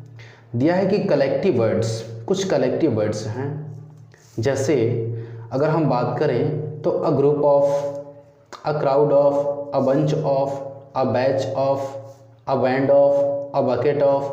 कहने का मतलब ये सब क्या है, मतलब कभी भी आपके सेंटेंस में अगर कोई कलेक्टिव वर्ड्स होता है, यानी कि समूह को दर्शाने वाले ऐसे कुछ शब्द, अगर ग्रुप ऑफ बोलेंगे ना तो किसी समूह का बोध हो रहा है, किसी चीज़ का समूह। अ क्राउड ऑफ, इससे भी भीड़ यानी कि लोगों का समूह है। अ बंच ऑफ इससे भी समूह है, अ class of, a batch of, a Galaxy of यानी कि आकाशगंगा तारों का समूह होता है, a band of, a bucket of. अगर ये कलेक्टिव वर्ड्स अगर कभी भी आपके सेंटेंस में आते हैं ना, तो इसके बाद में जो आने वाला नाउन होता है वो नाउन आपका प्लूरल होता है, लेकिन जो वर्ब होगा आपका वो सिंगुलर ही होता है। ठीक है, जैसे एग्जाम्पल को हम समझने का प्रयास हम करते हैं। देखिए एग्जाम्पल क्या दिया है, इसमें दिया है कि a set of pens has been bought, मतलब कलेक्टिव वर्ड्स इसमें आपका आया है अ सेट ऑफ यानी कि समूह को बता रहा है। इसके बाद में जो आने वाला नाउन है आपका पेन्स जो कि प्लूरल है, पेन्स जो है प्लूरल है, यानी कि सेट ऑफ के बाद में आने वाला नाउन प्लूरल होता है, लेकिन वर्ब हमेशा सिंगुलर ही होता है। यानी कि a set of pens has been bought यानी कि पेन का पूरा सेट ही खरीद लिया गया है। दूसरा एग्जाम्पल से समझते हैं। दूसरे एग्जाम्पल में दिया है आपको अ सीरीज ऑफ एक समूह को दर्शाने वाले एक कलेक्टिव वर्ड है। इसके बाद में जो आने वाला नाउन आपका बुक्स जो कि प्लूरल है, फिर भी आपका जो वर्ब है ना वो सिंगुलर हैज़ का यूज़ किया गया है, यानी कि a series of books has been published, यानी कि बुक्स की सीरीज को ही पब्लिश कर दिया गया है। नेक्स्ट समझते हैं। अगला दिया है कि अ गैलेक्सी ऑफ, इसे भी समूह का बोध होता है। इसके बाद में आने वाला नाउन स्टार्स प्लूरल है, लेकिन वर्ब आपका इसमें सिंगुलर ही है, is seen at night. A Galaxy of stars is seen at night यानी कि आकाश गंगा तारों का समूह रात में ही देखा जा सकता है। नेक्स्ट आपको दिया है अ बंच ऑफ, इससे भी समूह का बोध हुआ। कीज प्लूरल है, वर्ब वॉज आपका सिंगुलर है, यानी कि a bunch of keys was stolen, मतलब चाबियों का गुच्छा ही खो गया है। रोल नंबर आपका 27 नंबर, इसको समझते हैं। 27 नंबर बोला है कि सम सब्जेक्ट्स, कुछ ऐसे सब्जेक्ट्स होते हैं यूजिंग लाइक प्लूरल, कुछ ऐसे सब्जेक्ट होते हैं जो प्लूरल की तरह यूज़ में आते हैं, ऐसा लगता है कि प्लूरल के सेंस में है। वो कौन कौन होते हैं? कुछ बुक्स का नाम होता है, कुछ कंट्री का नाम है, होटल, ऑर्गेनाइजेशन, ऐसे कुछ नाम है।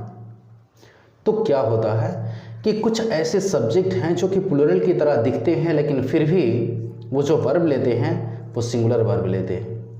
जैसे एग्जाम्पल समझते हैं। पहला एग्जाम्पल है कि गुलिवर ट्रेवल्स। अच्छा, गुलिवर ट्रेवल्स एक नॉवेल है।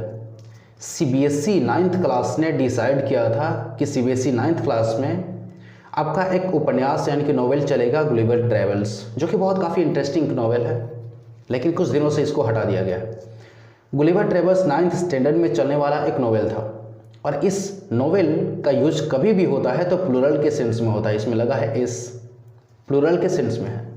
ऐसा लग रहा है कि इस बुक्स का नाम जो है ना, इस किताब का नाम प्लूरल की तरह हुआ है, लेकिन फिर भी इसके साथ में जो वर्ब आता है वो आपका सिंगुलर ही होता है। यानी Gulliver travels is an interesting satire on humans. Gulliver travels एक इंटरेस्टिंग सटायर है, एक कमेंट है इंसान पर। एक और एग्जांपल है the United States of America. States plural के सेंस में, कंट्री का नाम प्लूरल के सेंस में, लेकिन फिर भी इसके साथ वर्ब आपका सिंगुलर है। मतलब United States of America is a rich country, एक समृद्ध देश है। अगला जो रूल हो जाएगा आपका 28, बहुत काफ़ी इंटरेस्टिंग है ये। देखिए बोला है कि optative sentence showing curse, bless, pray, wish always takes plural verb. ऐसा कोई भी सेंटेंस जो कि ऑप्टेटिव होता है, यानी कि ऑप्टेटिव सेंटेंस जिसमें कर्स दिखे यानी कि अभिशाप यानी कि श्राप को दिखाया जाए, या आशीर्वाद दिया जाए, या तो प्रार्थना या तो इच्छा की जाए, उस सेंटेंस में वर्ब हमेशा प्लूरल ही होता है।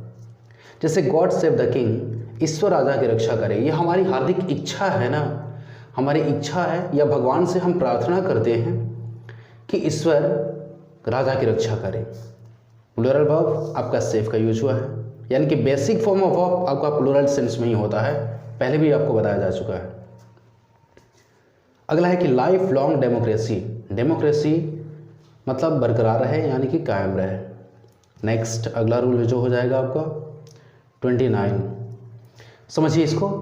यह है कि सेंटेंसेस शोइंग अनरियल कंडीशन, यानी कि अवास्तविक शर्त को दिखाने वाले वाक्य में हमेशा प्लूरल वर्ब का ही यूज होता है।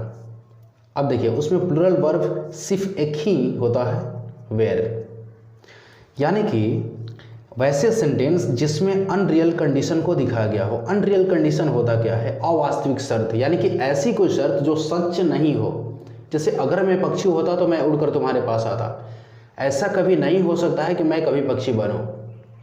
ऐसे ही शर्त को हम अनरियल कंडीशन कहते हैं।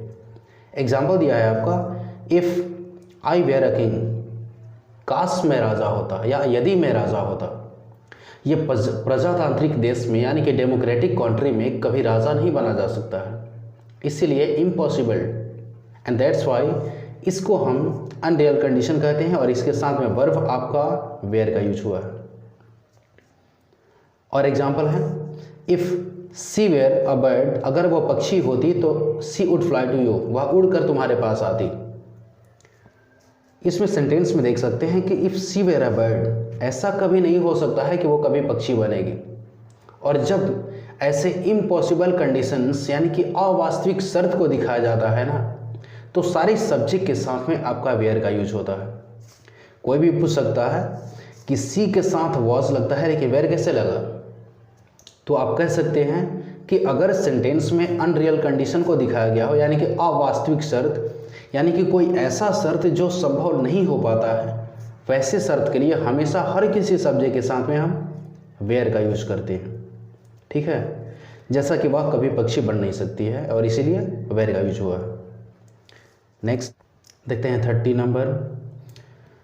यह है कि if gerund infinitive participle, sorry यहाँ पार्टिसिपल ना करके यहाँ पर फ्रेज होना चाहिए था।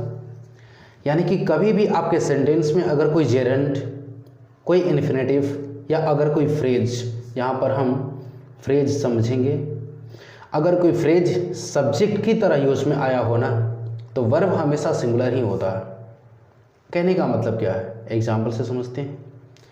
यह है कि टू वॉक इज़ हेल्दी, यानी कि टहलना एक स्वास्थ्यवर्धक है। यानी कि इसमें टू और वॉक मतलब किसी भी सेंटेंस में अगर टू का यूज हुआ हो और टू के जस्ट बाद आपका वर्ब का फर्स्ट फॉर्म होना, तो उसे हम इन्फिनेटिव कहते हैं। वंस अगेन मैं रिपीट कर दूं कि कभी भी किसी सेंटेंस में टू का यूज हुआ हो और टू के जस्ट बाद अगर वर्ब का फर्स्ट फॉर्म हो तो इसे हम इन्फिनेटिव कहते हैं। और जब यही इन्फिनेटिव अगर किसी वाक्य में सब्जेक्ट बनकर आता है ना, किसी वाक्य में अगर सब्जेक्ट बनकर आता है तो उसके बाद में आने वाला जो वर्ब होता है वो हमेशा सिंगुलर ही होता है। यानी कि टू वॉक इज हेल्दी। अगला एग्जाम्पल समझते हैं। देखिए, walking is a good exercise, यानी कि टहलना एक अच्छा व्यायाम है। अब इसमें देखिएगा वॉकिंग जो कि सब्जेक्ट की तरह यूज में आया है, इसके बाद में आने वाला जो वर्ब है इज सिंगुलर है। मतलब जब भी कभी किसी सेंटेंस में वर्ब में अगर आईएनजी आने लगे, किसी वाक्य में अगर कोई वर्ब होता है और वर्ब में आईएनजी आने लगे और वो वर्ब में आईएनजी किसी सब्जेक्ट की तरह यूज होने लगे तो इसे हम जेरेंड कहते हैं। तो इसके बाद में आने वाला वर्ब आपका सिंगुलर ही होता है। अगला जो है where to go is not decided yet, कहाँ जाएं अब तक डिसाइड नहीं किया गया है। यानी कि वेयर टू गो 2-3 वर्ड मिलकर आपका फ्रेज बन गया है। ठीक है, अगला जो रूल है आपका 31st को समझते हैं। यह कि the subject noun in opposition subject decides the verb. कहने का मतलब क्या है यहाँ पर कि कभी भी किसी सेंटेंस में, मतलब कभी भी किसी भी वाक्य में, जब भी अगर हम देखें किसी वाक्य में जो सब्जेक्ट आया है, जैसे एग्जांपल से समझने का प्रयास करते हैं। सबसे पहले आया है you baby are very smart या वेरी स्वीट, मतलब यू तुम। अब यू की जगह पर कौन है, इस बात को जस्टिफाई करने के लिए, क्लियर करने के लिए, स्पष्ट करने के लिए एक नाउन का यूज़ किया गया है जो कि है यहाँ पर बेबी। इसी को हम कहते हैं नाउन इन अपोजिशन। मतलब एक सब्जेक्ट यहाँ पर यू का यूज हुआ है और यू के जगह पर कौन है, यू के जगह पर बेबी को, किसी बेबी को बोला गया है। You baby are very sweet.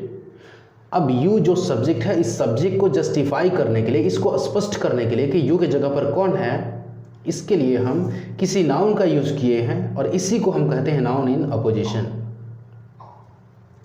तो उस सेंटेंस में ना जो सब्जेक्ट होता है यू, इसके अकॉर्डिंग आपका वर्ब सिंगुलर या प्लुरल होता है। You baby are very sweet.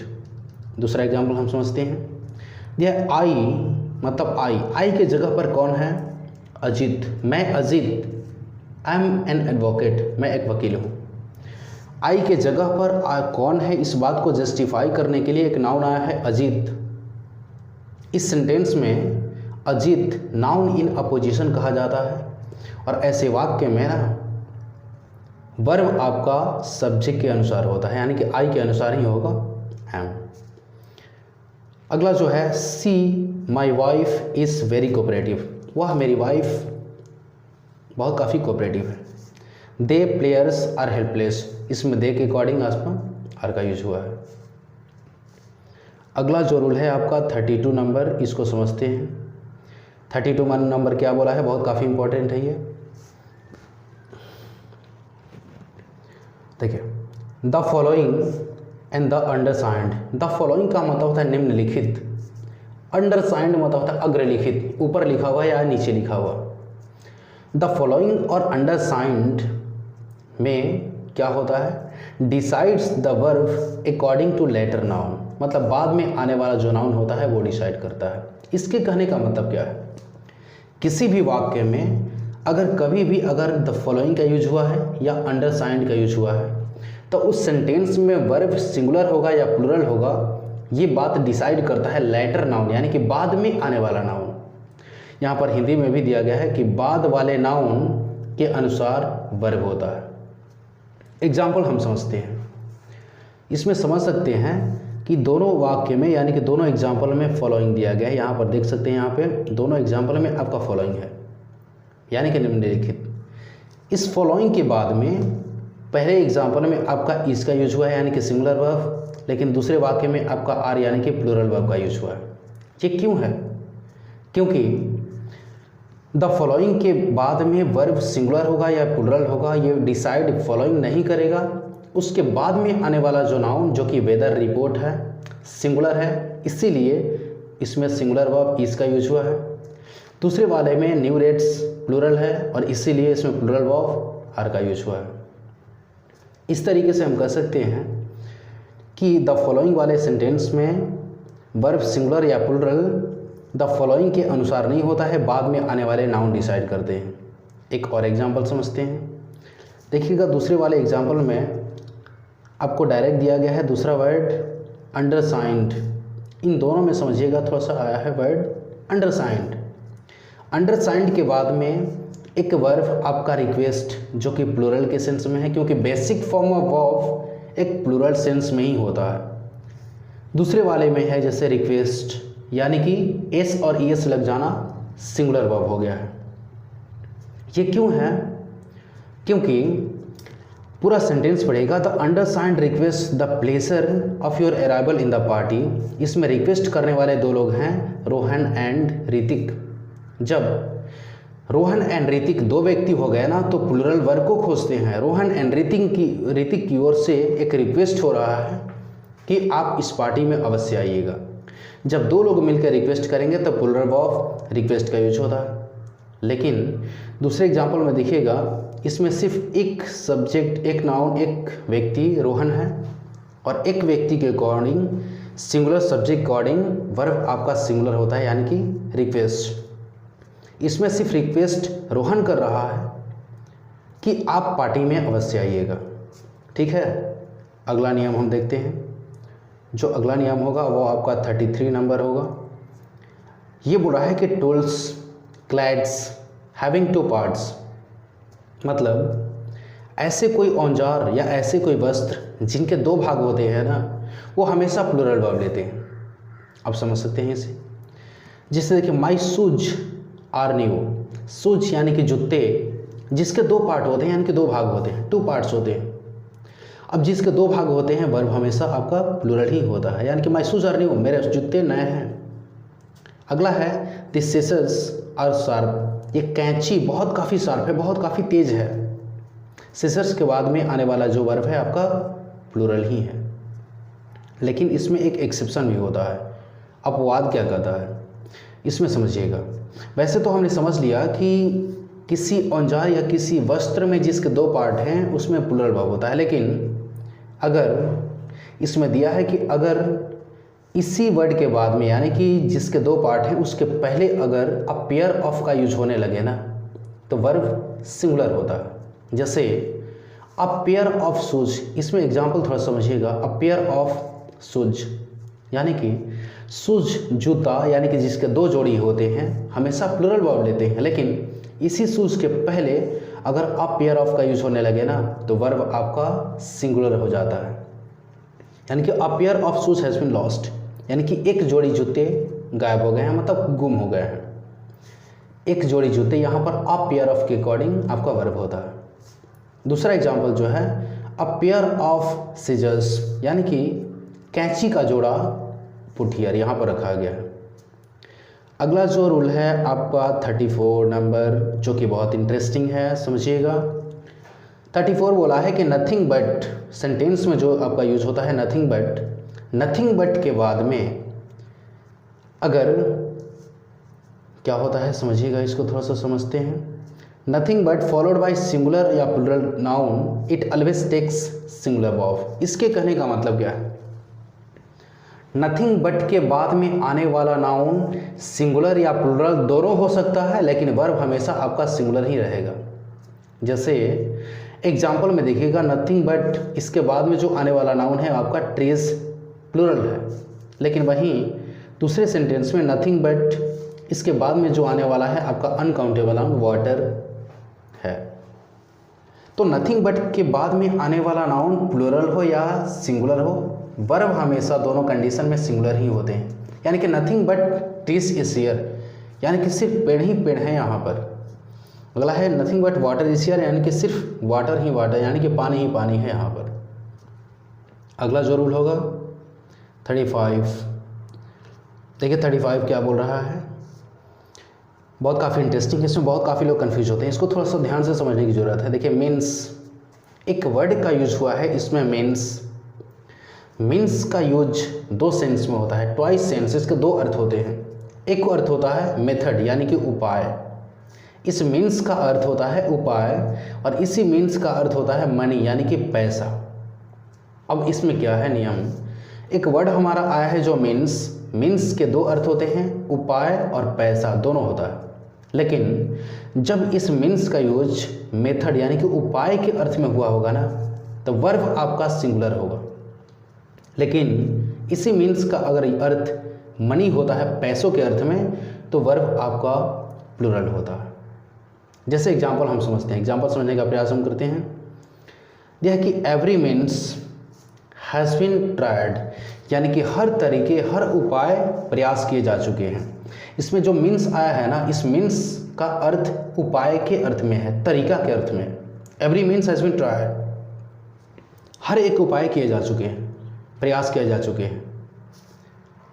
दूसरा एग्जाम्पल है कि my means are not fair, मेरे मीन्स, यहाँ पर मीन्स का अर्थ पैसे के सेंस में। माई मीन्स यानी कि मेरे पैसे उतने उचित नहीं हैं, मतलब उतनी मात्रा में नहीं है, ठीक है। और एग्जाम्पल से समझते हैं हम, यह कि my means are not sufficient to buy a Fortuner, यानी कि मेरे पैसे उतने सफिशेंट नहीं हैं कि मैं फॉर्चूनर खरीद सकूं। इस मीन्स का अर्थ पैसों के सेंस में है और इसीलिए वर्ब आपका प्लूरल है, लेकिन यही मीन्स का अर्थ अगर उपाय के अर्थ में होता है ना तो वर्ब आपका सिंगुलर होता है। सच मीन्स इज नॉट प्रॉपर, ऐसे तरीके उचित नहीं है, ऐसे उपाय उचित नहीं है। अगला जो रूल हो जाएगा आपका 36, इसको समझते हैं। 36 में बोला है कि word group like a quarter of, part of, 2/3 of, 3/4 of, the rest of, the percent of, if followed by, इसमें फॉलोड का स्पेलिंग थोड़ा गलत है, देख लीजिएगा इसको, W इसमें छूट गया है, बाई, अगर इनके बाद में quarter of, 2/3 of, 3/4 of, percent of, इनके बाद में अगर कोई सिंगुलर अगर नाउन आएगा ना तो वर्ब आपका सिंगुलर होता है। लेकिन इसी के बाद में अगर प्लूरल नाउन आएगा ना तो वर्ब आपका प्लूरल होता है। जैसे पहला जो एग्जांपल दिया है कि a quarter of mango is ripen, यानी कि अ क्वार्टर ऑफ मैंगोज, इसमें क्वार्टर ऑफ के बाद में जो आने वाला नाउन मैंगो है वो कि सिंगुलर है। क्वार्टर ऑफ के बाद में मैंगो सिंगुलर है, इसीलिए वर्ब आपका सिंगुलर इज का यूज हुआ है।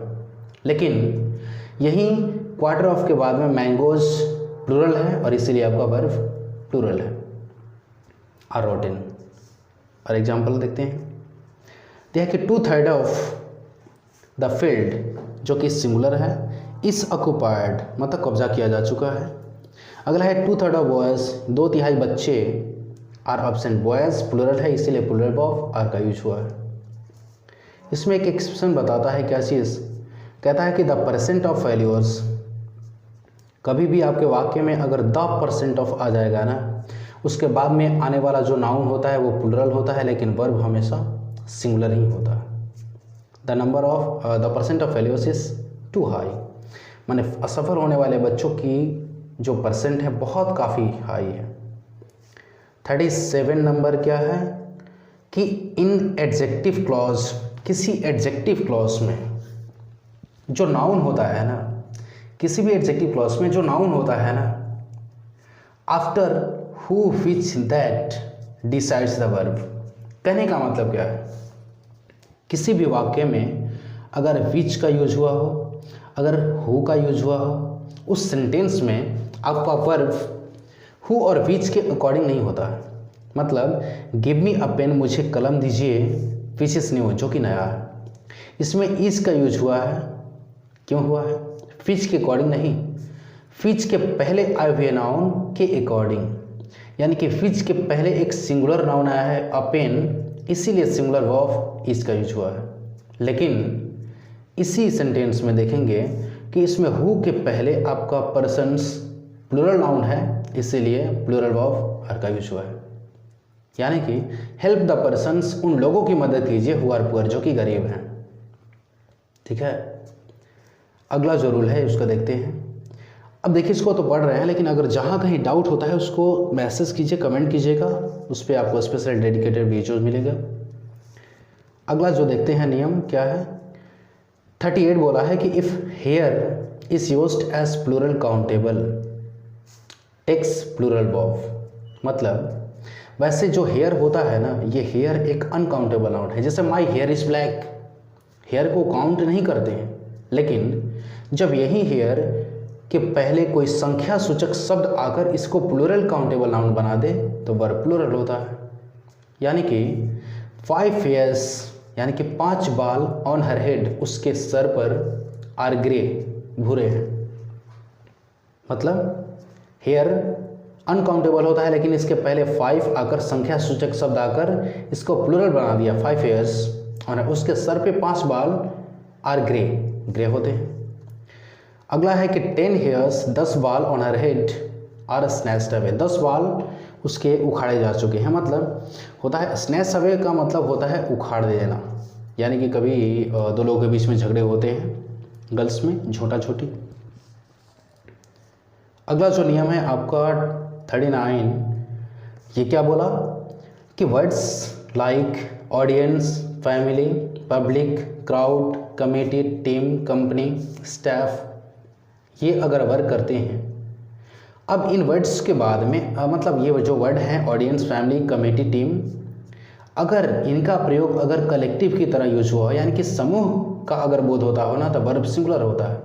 लेकिन अगर नाउन ऑफ मल्टीट्यूड का प्रयोग होता है की तरह यूज होता है, यानी कि अलग अलग व्यक्ति का बोध होता है, तो प्लूरल वर्ब लेता है। मतलब ये जो भी वर्ड्स हैं ना, अगर इनसे समूह का बोध होगा तो सिंगुलर वर्ब, लेकिन अलग अलग व्यक्ति का बोध होगा तो प्लूरल वर्ब। एग्जाम्पल से समझते हैं हम।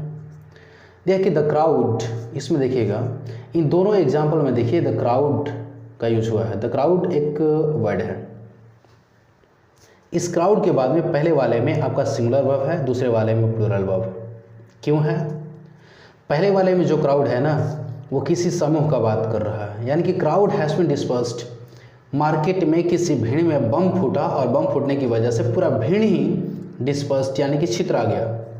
पूरे क्राउड को समूह की तरह डील किया गया है, पूरा भीड़ ही छितरा गया, मतलब अलग हो गया।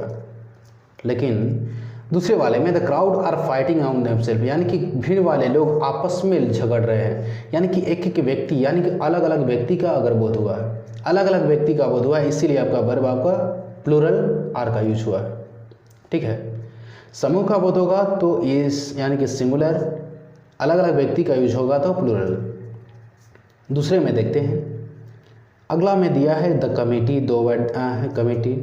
इस कमेटी के बाद में पहले वाले में सिंगुलर वर्ब, दूसरे वाले में प्लूरल वर्ब। पहले वाले में कमेटी को समूह की तरह बताया गया, committee has decided the norms, यानी कि पूरी कमेटी ने मिलकर इस नियम को डिसाइड किया है। कमेटी का यूज समूह के अर्थ में, पूरा समूह एक साथ में था, इसीलिए सिंगुलर वर्ब हैज़। लेकिन अगर वही कमेटी वाले लोग अगर बट जाएंगे, committee are divided on their opinions, committee वाले लोग अपने अपने विचारों पर बट चुके हैं, अलग अलग व्यक्ति का बोध हो रहा है, and that's why plural of are का यूज हुआ है। इसमें बहुत काफ़ी लोगों को डाउट रह जाता है, तो इसको समझने की ज़रूरत है। अगला जो है आपका रूल 40 नंबर लास्ट है ये, कि dare need in negative. Dare और नीड एक ऐसे वर्ब हैं जिसको हम मार्जिनल वर्ब कहते हैं, इसको हम मार्जिनल वर्ब कहते हैं क्योंकि ये हेल्पिंग वर्ब का भी काम करते हैं और मेन वर्ब का भी काम करते हैं। डेयर मतलब साहस करना, नीड मतलब आवश्यकता होना। इसको अगर नेगेटिव में लेते हैं ना तो हमेशा प्लूरल वर्ब ही होता है। जैसे ही, दे, नीड नॉट, नीड के बाद में नॉट आ रहा, नीड निगेटिव में है, इसीलिए वर्ब आपका प्लूरल गो का यूज हुआ है।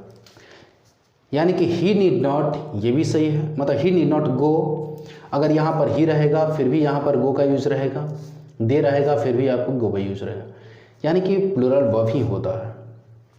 वैसे भी हमें पता होता है कि जो बेसिक फॉर्म ऑफ वर्ब जो होता है प्लूरल के ही सेंस में होता है। अगला है कि सी डेयर नॉट या we dare not speak with him, उससे बात करने के लिए हमारी हिम्मत नहीं होती है, यानी कि साहस नहीं हम करते। ठीक है, तरीके से है तो वीडियो को लाइक कर दीजिए और हाँ दोस्तों के साथ शेयर भी कर दीजिएगा, क्योंकि वह भी अपनी पढ़ाई पूरी करें। चलिए, थैंक यू।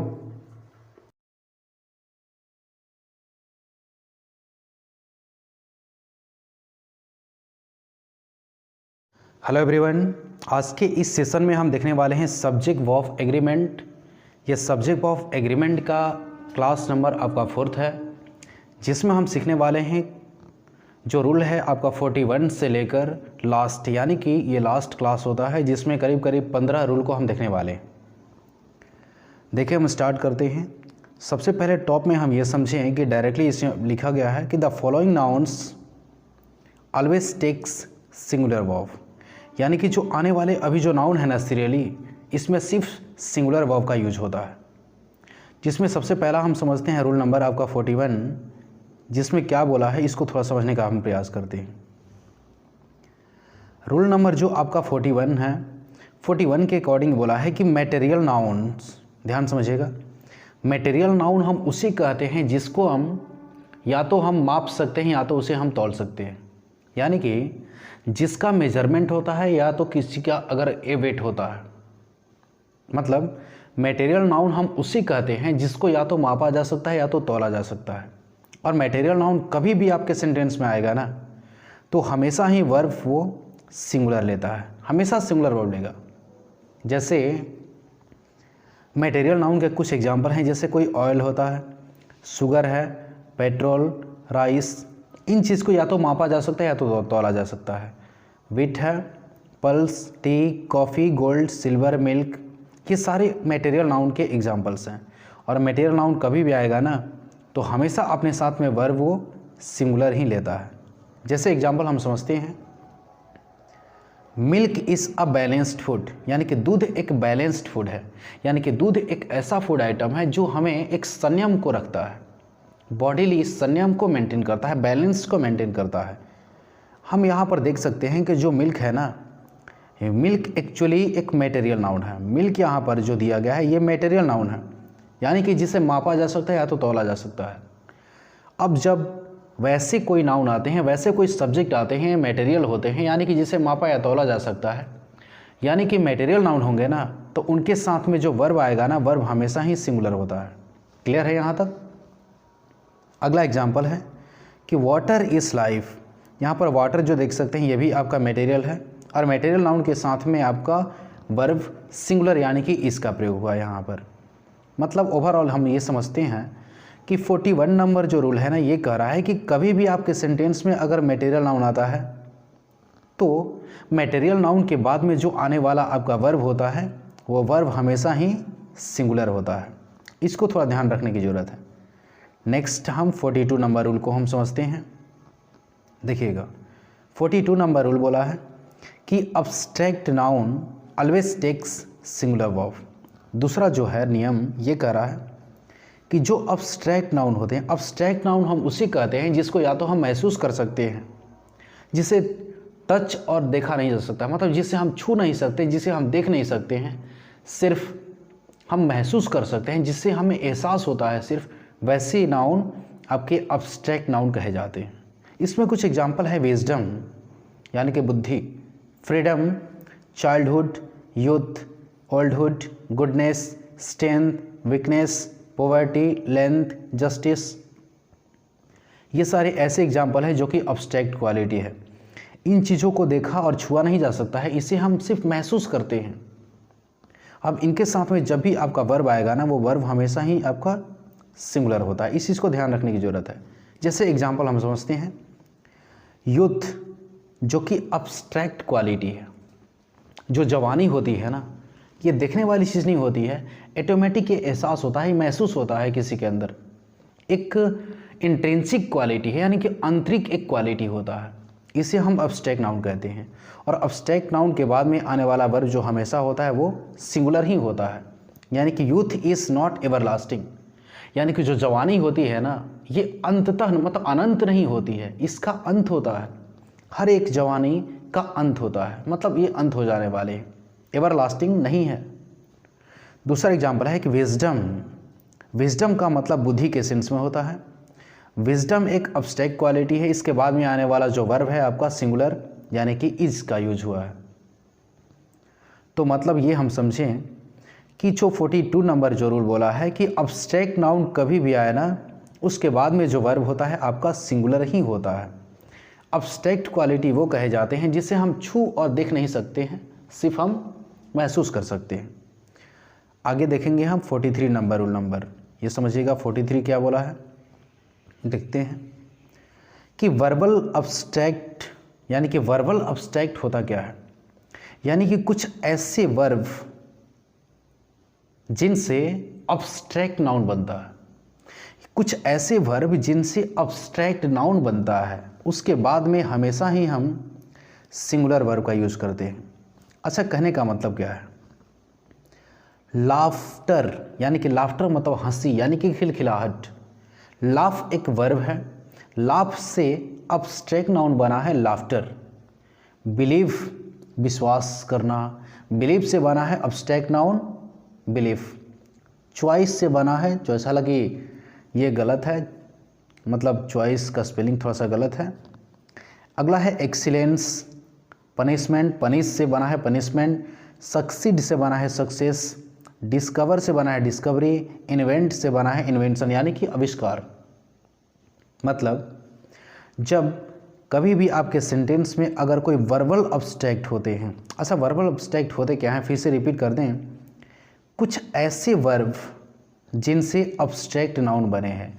यानी कि जैसे हमने बताया ना कि लाफ मतलब हंसना, लाफ एक वर्ब है, लाफ इसी वर्ब से अब्स्ट्रैक्ट नाउन बना है लाफ्टर। जब वर्ब से कोई अब्स्ट्रैक्ट नाउन बनता है ना, तो उसे हम क्या बोलेंगे, वर्बल अब्स्ट्रैक्ट। और जब वर्बल अब्स्ट्रैक्ट नाउन रहेगा ना, यानी कि वर्ब से बना हुआ अब्स्ट्रैक्ट नाउन, तो उसके साथ में भी वर्ब हम सिंगुलर ही रखते हैं। एग्जाम्पल समझते हैं। पहला, laughter is the best medicine, यानी कि हंसी मतलब जब हम अंदर से खुश होते हैं ना, ये तो हमारे लिए सबसे बेस्ट मेडिसिन होता है। हम खुश रहें, अंदर से अगर हम खुश रहें, खुश महसूस करें, यानी कि लाफ्टर यानी कि हंसी रहे, खिलखिलाहट रहे, तो ये हमेशा हमारी बॉडी के लिए बहुत काफ़ी अच्छा है। बहुत काफ़ी ऐसे लाफ्टर शो भी किए जाते हैं। कपिल शर्मा जो है बहुत काफ़ी उसका नाम है, लाफ्टर शो क्रिएट करता है वो। यानी कि लाफ्टर एक वर्बल अब्स्ट्रैक्ट है, लेकिन कि वर्ब से बना हुआ अब्स्ट्रैक्ट नाउन, और इसीलिए वर्ब आपका सिंगुलर वर्ब लिया है। अगला जो एग्जाम्पल है, success is the source of great confidence. अब देखिएगा, सक्सीड वर्ब होता है, सक्सीड वर्ब से बना है सक्सेस।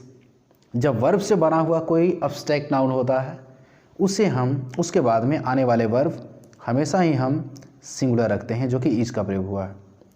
इसका अर्थ है कि success is the source of great confidence.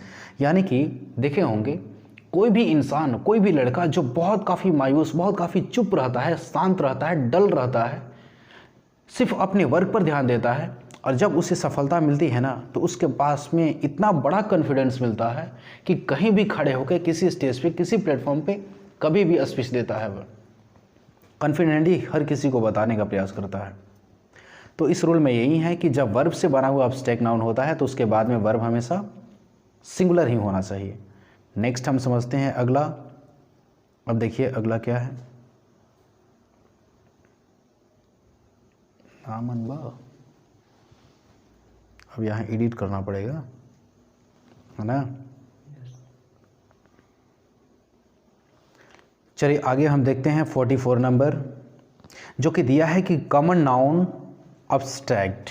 मतलब जब कभी सेंटेंस में आप, मतलब ऐसा कोई होता है, यानी कि कॉमन नाउन जब होता है ना, कॉमन नाउन से बने हुए अब्स्ट्रैक्ट नाउन वो भी अपने साथ में सिंगुलर वर्ब लेते हैं। कहने का मतलब क्या है, इसमें फ्रेंडशिप, यानी कि फ्रेंड माने दोस्त, फ्रेंड एक कॉमन नाउन होता है, ये तो पता है।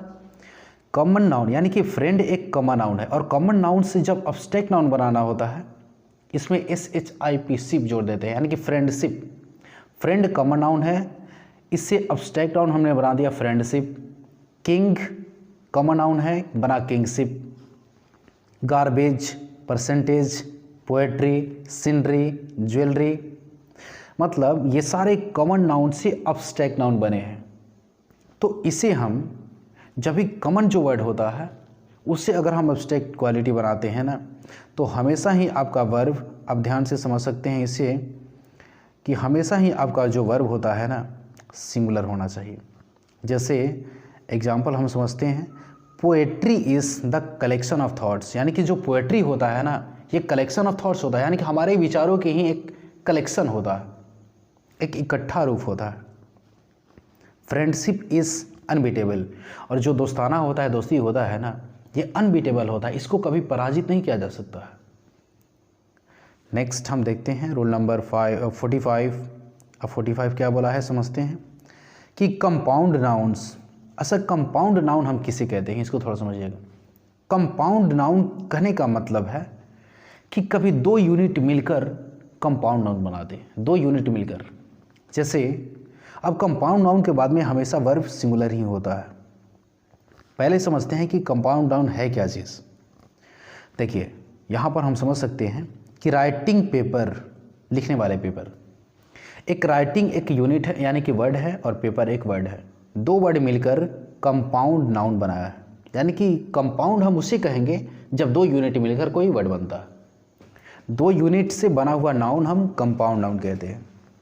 यानी कि writing paper, higher education, general awareness, education department, capital punishment, common sense, ये सारे कौन से नाउन कहे जाएंगे, कंपाउंड नाउन।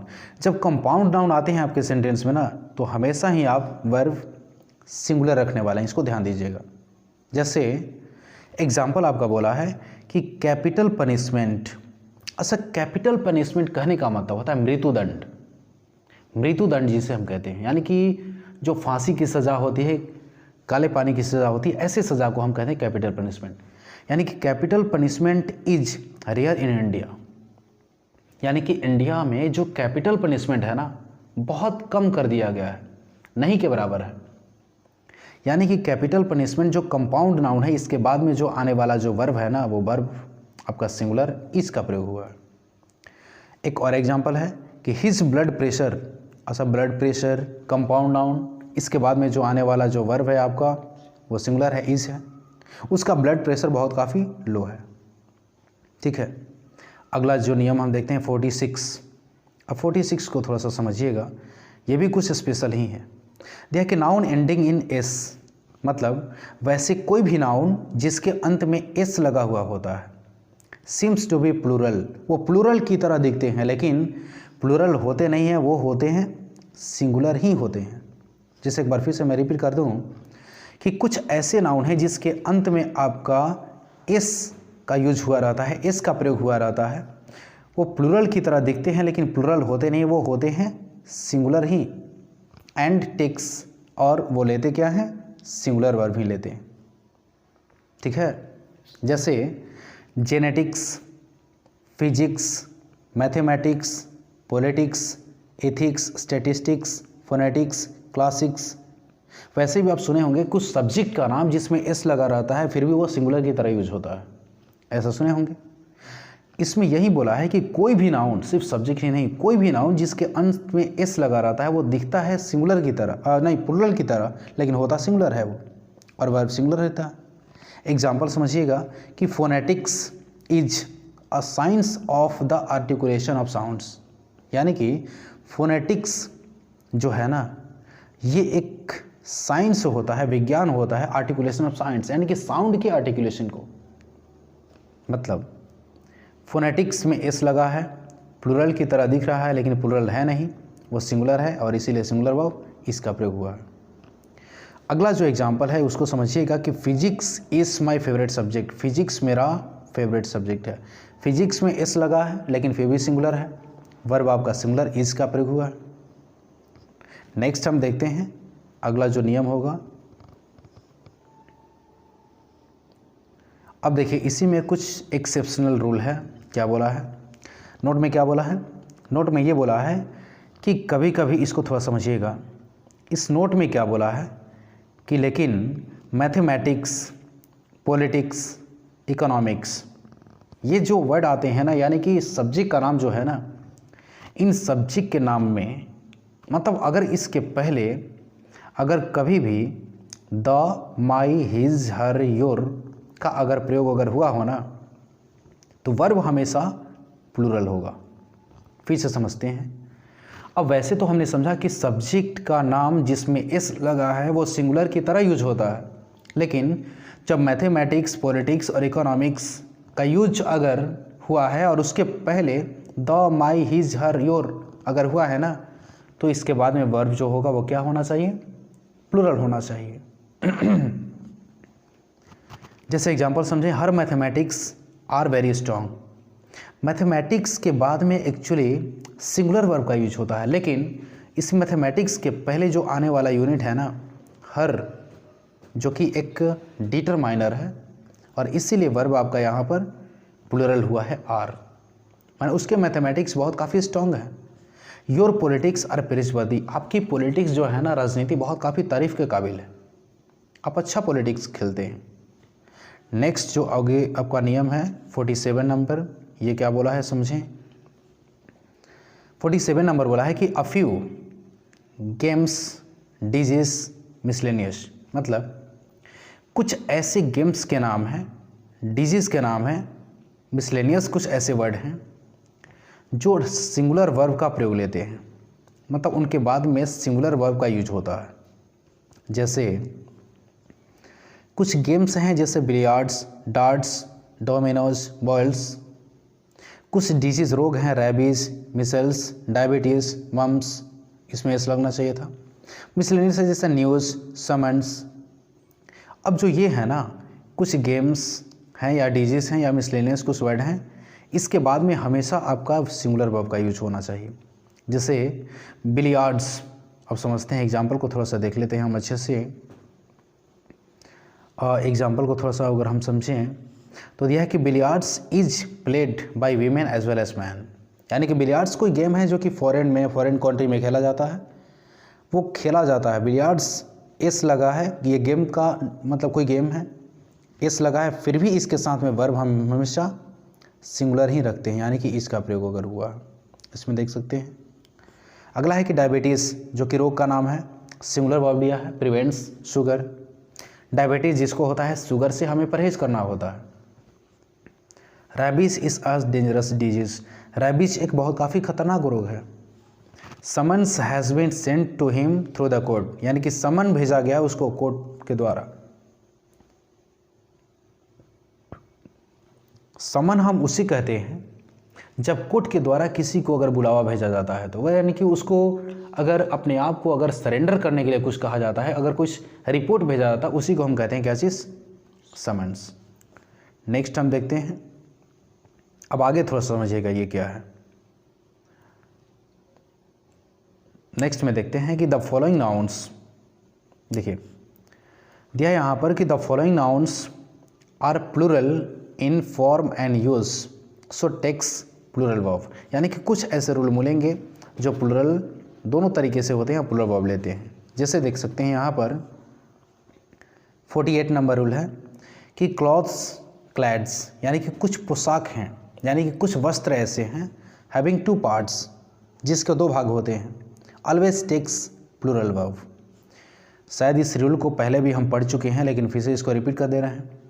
यानी कि कोई भी पोशाक, कोई भी कपड़े जिनके दो भाग होते हैं ना, वो प्लूरल वर्ब लेते हैं। जैसे जीन्स दो भाग होते हैं, पैंट्स, ट्राउजर्स, पैजामाज, पैंटलून्स, शॉर्ट्स, इनके दो पार्ट्स होते हैं और इसीलिए प्लूरल वर्ब लेते हैं। जैसे हर शॉर्ट्स आर वेरी अट्रैक्टिव, यानी कि उसके शॉर्ट्स जो है ना, छोटे मोटे कपड़े जो है ना, बहुत काफ़ी अट्रैक्टिव है। शॉर्ट्स के बाद में आने वाले वर्ब प्लूरल होते हैं। Next, jeans are for everyone, यानी कि एवरी यूजर्स, यानी कि जीन्स हर किसी के लिए हो चुका है, गर्ल्स और बॉयज़ सबके लिए हो चुका है। आज तो बूढ़े बुजुर्ग भी पहनते हैं इसको। अगला जो दिया है 49 नंबर, ये भी करीब करीब इसी से सिमिलर है, मिला जुला है। देखिए दिया है 49 नंबर के टूल्स, यानी कि औजार, हैविंग टू पार्ट्स, कुछ औजार है जिसके दो पार्ट हैं, वो भी प्लूरल वर्ब लेते हैं। जैसे clippers, scissors, dividers, glasses, spectacles, tongs and pliers. कभी कभी कुछ वर्ड में कभी कभी मतलब टाइपिंग में कुछ मिस्टेक हो जाता है, उससे कोई दिक्कत नहीं है। अच्छा देखिएगा, उससे माइंड मत कीजिएगा, अपने समझ लीजिएगा। इसमें दिया है एग्जाम्पल कि scissors are used to cut clothes, यानी कि सीजर्स का प्रयोग कपड़े काटने के लिए होता है। सीजर्स मतलब कैंची, जिसके दो पार्ट हैं, और इसीलिए प्लूरल वर्ब आर का यूज हुआ है। यानी कि her spectacles are very sharp, cheap, उसके स्पेक्टिकल्स जो है ना बहुत काफ़ी चिप हैं, बहुत काफ़ी सस्ते हैं। नेक्स्ट जो अगला आपका रूल हो जाएगा 50 नंबर। अब इसको देखिए 50 नंबर क्या बोल रहा है कि सम मिसलेनियस वर्ड्स, कुछ मिसलेनियस वैसे वर्ड्स हैं जो हमेशा प्लूरल वर्ब लेते हैं, यानी कि उनके साथ प्लूरल वर्ब का ही प्रयोग होता है। जैसे आर्म्स, जिसे भीख कहते हैं, aborigines, belongings, arrears, congratulations, customs, drugs, vegetables, इनके बाद में जो आने वाले जो होते हैं वर्ब ना, वो हमेशा प्लूरल ही होते हैं। जैसे arms were giving by the king, यानी कि पहले जो था ना, राजा के द्वारा भिक्षा दी जाती थी, भिक्षा के रूप में वो राजपाट भी दे दिया करते थे। Our condolences are with his wife and family, यानी कि हमारी कंडोलेंस है, हमारी संत्वना है उसके लिए, उसकी वाइफ के लिए और उसकी पूरी फैमिली के लिए। हो सकता है कुछ गलत घटना अगर हुआ हो। अगला जो रूल है आपका 51 में समझते हैं थोड़ा। देखिए कि कंपाउंड नाउन्स आर प्लूरल, देखिएगा compound nouns are plural in form and use. Compound noun कुछ ऐसे हैं जो प्लूरल होते हैं अपने रूप में और अपने प्रयोग में भी। So always takes plural verb, इसीलिए प्लूरल वर्ब भी लेते हैं। करेंट अफेयर्स जो कंपाउंड है, यानी कि दो यूनिट मिलके वर्ड बना है, कंपाउंड नाउन से ही। Human beings, social studies, armed forces, inverted commas, human rights, इसके बाद में जो आने वाले वर्ब होते हैं हमेशा ही प्लूरल होते हैं। आप समझ सकते हैं इस एग्जांपल से कि inverted commas are used with quotation, inverted comma का प्रयोग कोटेशन के साथ में होता है। Human rights are favourable to everyone, human rights जो मानवाधिकार है ना, वो हर किसी के लिए फेवरेबल, हर किसी के पक्ष में होता है। ह्यूमन राइट्स कंपाउंड नाउन है, इसीलिए plural verb. Inverted commas compound noun है, इसीलिए आपका प्लूरल वर्ब आर का यूज हुआ है। नेक्स्ट आगे बढ़ते हैं फटाफट बिना वेट किए हुए। जो 52 है ये बोला है कि an adjective preceded by the, यानी कि कोई भी एडजेक्टिव होता है उसके पहले अगर द लगता है ना तो होता क्या है, वो बिकम्स प्लूरल नाउन, वो प्लूरल नाउन बन जाता है और टेक्स प्लूरल वर्ब का प्रयोग लेता है। जिससे पुअर, रिच, ब्लाइंड, डेफ, डम, डिसेबल्ड, ये एक एडजेक्टिव है और इनके पहले अगर द लगेगा ना, कभी भी अगर द लग जाए तो ये प्लूरल नाउन बन जाते हैं और इसीलिए इनके साथ प्लूरल वर्ब का यूज होता है। जैसे द पुअर आर हैप्पी, इसमें जो एडजेक्टिव है वो है आपका पुअर, इस पुअर एडजेक्टिव के पहले द लग गया ना तो ये प्लूरल नाउन बन गया और इसीलिए वर्ब आपका प्लूरल आर का प्रयोग हुआ है। क्लियर है यहाँ तक? अगला जो है कि the blind are not able to see this world with his eyes, यानी कि जो अंधे लोग होते हैं ना अपने आँखों से इस पूरी दुनिया को देखने में समर्थ नहीं होते हैं, सक्षम नहीं होते हैं। ब्लाइंड एडजेक्टिव है, इसके पहले द आकर प्लूरल बना दिया है और इसीलिए आपका वर्ब प्लूरल इसमें क्या है, आर का यूज हुआ है। क्लियर है? किसी एडजेक्टिव के पहले अगर द लगाते हैं ना तो प्लूरल नाउन बन जाता है और इसीलिए वर्ब भी उसमें हम प्लूरल का यूज़ करते हैं। जो अगला आप देख सकते हैं 53 नंबर कि सम नाउन्स, कुछ ऐसे नाउन हैं सिंगुलर इन फॉर्म, ऐसे दिखने में तो लगते हैं कि सिंगुलर है लेकिन प्लूरल इन यूज़, लेकिन यूज़ में वो प्लूरल होते हैं और इसीलिए वो हमेशा अपने साथ में कौन सा वर्ब लेंगे, प्लूरल वर्ब। जैसे एग्जांपल हम समझ सकते हैं, जैसे पीपुल का मतलब बात करें, पीपुल में एस नहीं लगा है, पीपुल जैसे सिंगुलर की तरह लग रहा है लेकिन है ये प्लूरल। पीपुल मतलब होता है लोग। एडमिरल्टी, एरिस्टोक्रेसी, कैटल, कैटल मतलब मवेशी, माने बहुत काफ़ी मवेशी। पोल्ट्री, इन्फेंट्री, फॉक, चिल्ड्रेन, ये सिंगुलर की तरह दिख रहा है लेकिन सिंगुलर है नहीं, ये प्लूरल है और इसीलिए वर्ब भी आपका क्या होगा, इसमें प्लूरल ही होगा। जैसे cattle are grazing in the field, मवेशी फील्ड में, मैदान में चर रहे हैं। कैटल एक मवेशी नहीं, मवेशी का ग्रुप, समूह चर रहे हैं।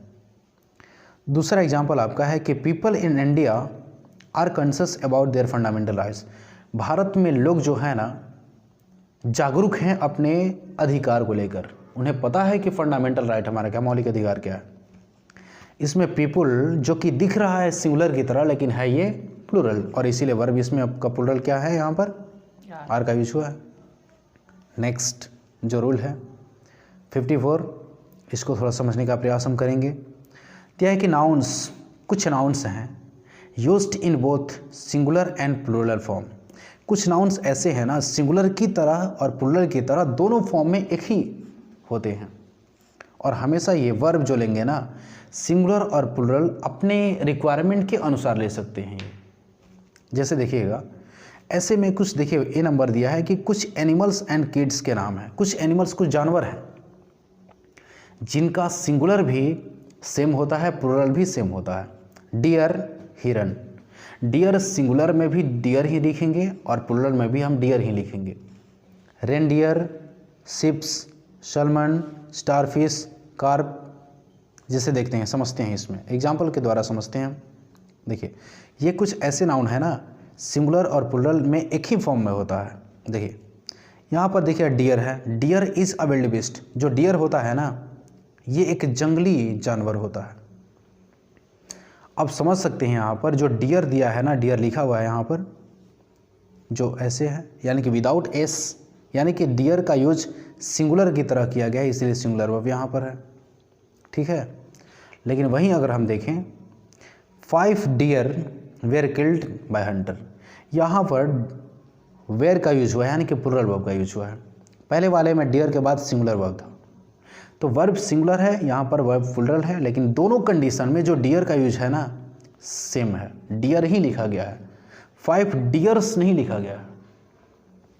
कुछ ऐसे ये नाउन हैं जिनका सिंगुलर और प्लूरल दोनों फॉर्म एक ही होता है, एक ही जैसे होता है। इतना ठीक है। अगला है, अगला एग्जाम्पल कि star fish is amphibian. Star fish एक जलचर होते हैं, जल में रहने वाले होते हैं। स्टार फिश यानी कि जो तारा मछली, सितारा मछली। 1000 स्टार फिश यानी कि 1000 star fish are dead in Arabian sea, Arabian sea में हज़ारों स्टार फिश मरे पड़े थे। मतलब स्टार फिश के बाद में पहले वाले में देखिए सिंगुलर वर्ब, यानी कि स्टार फिश का सिंगुलर की तरीके से यूज हुआ है।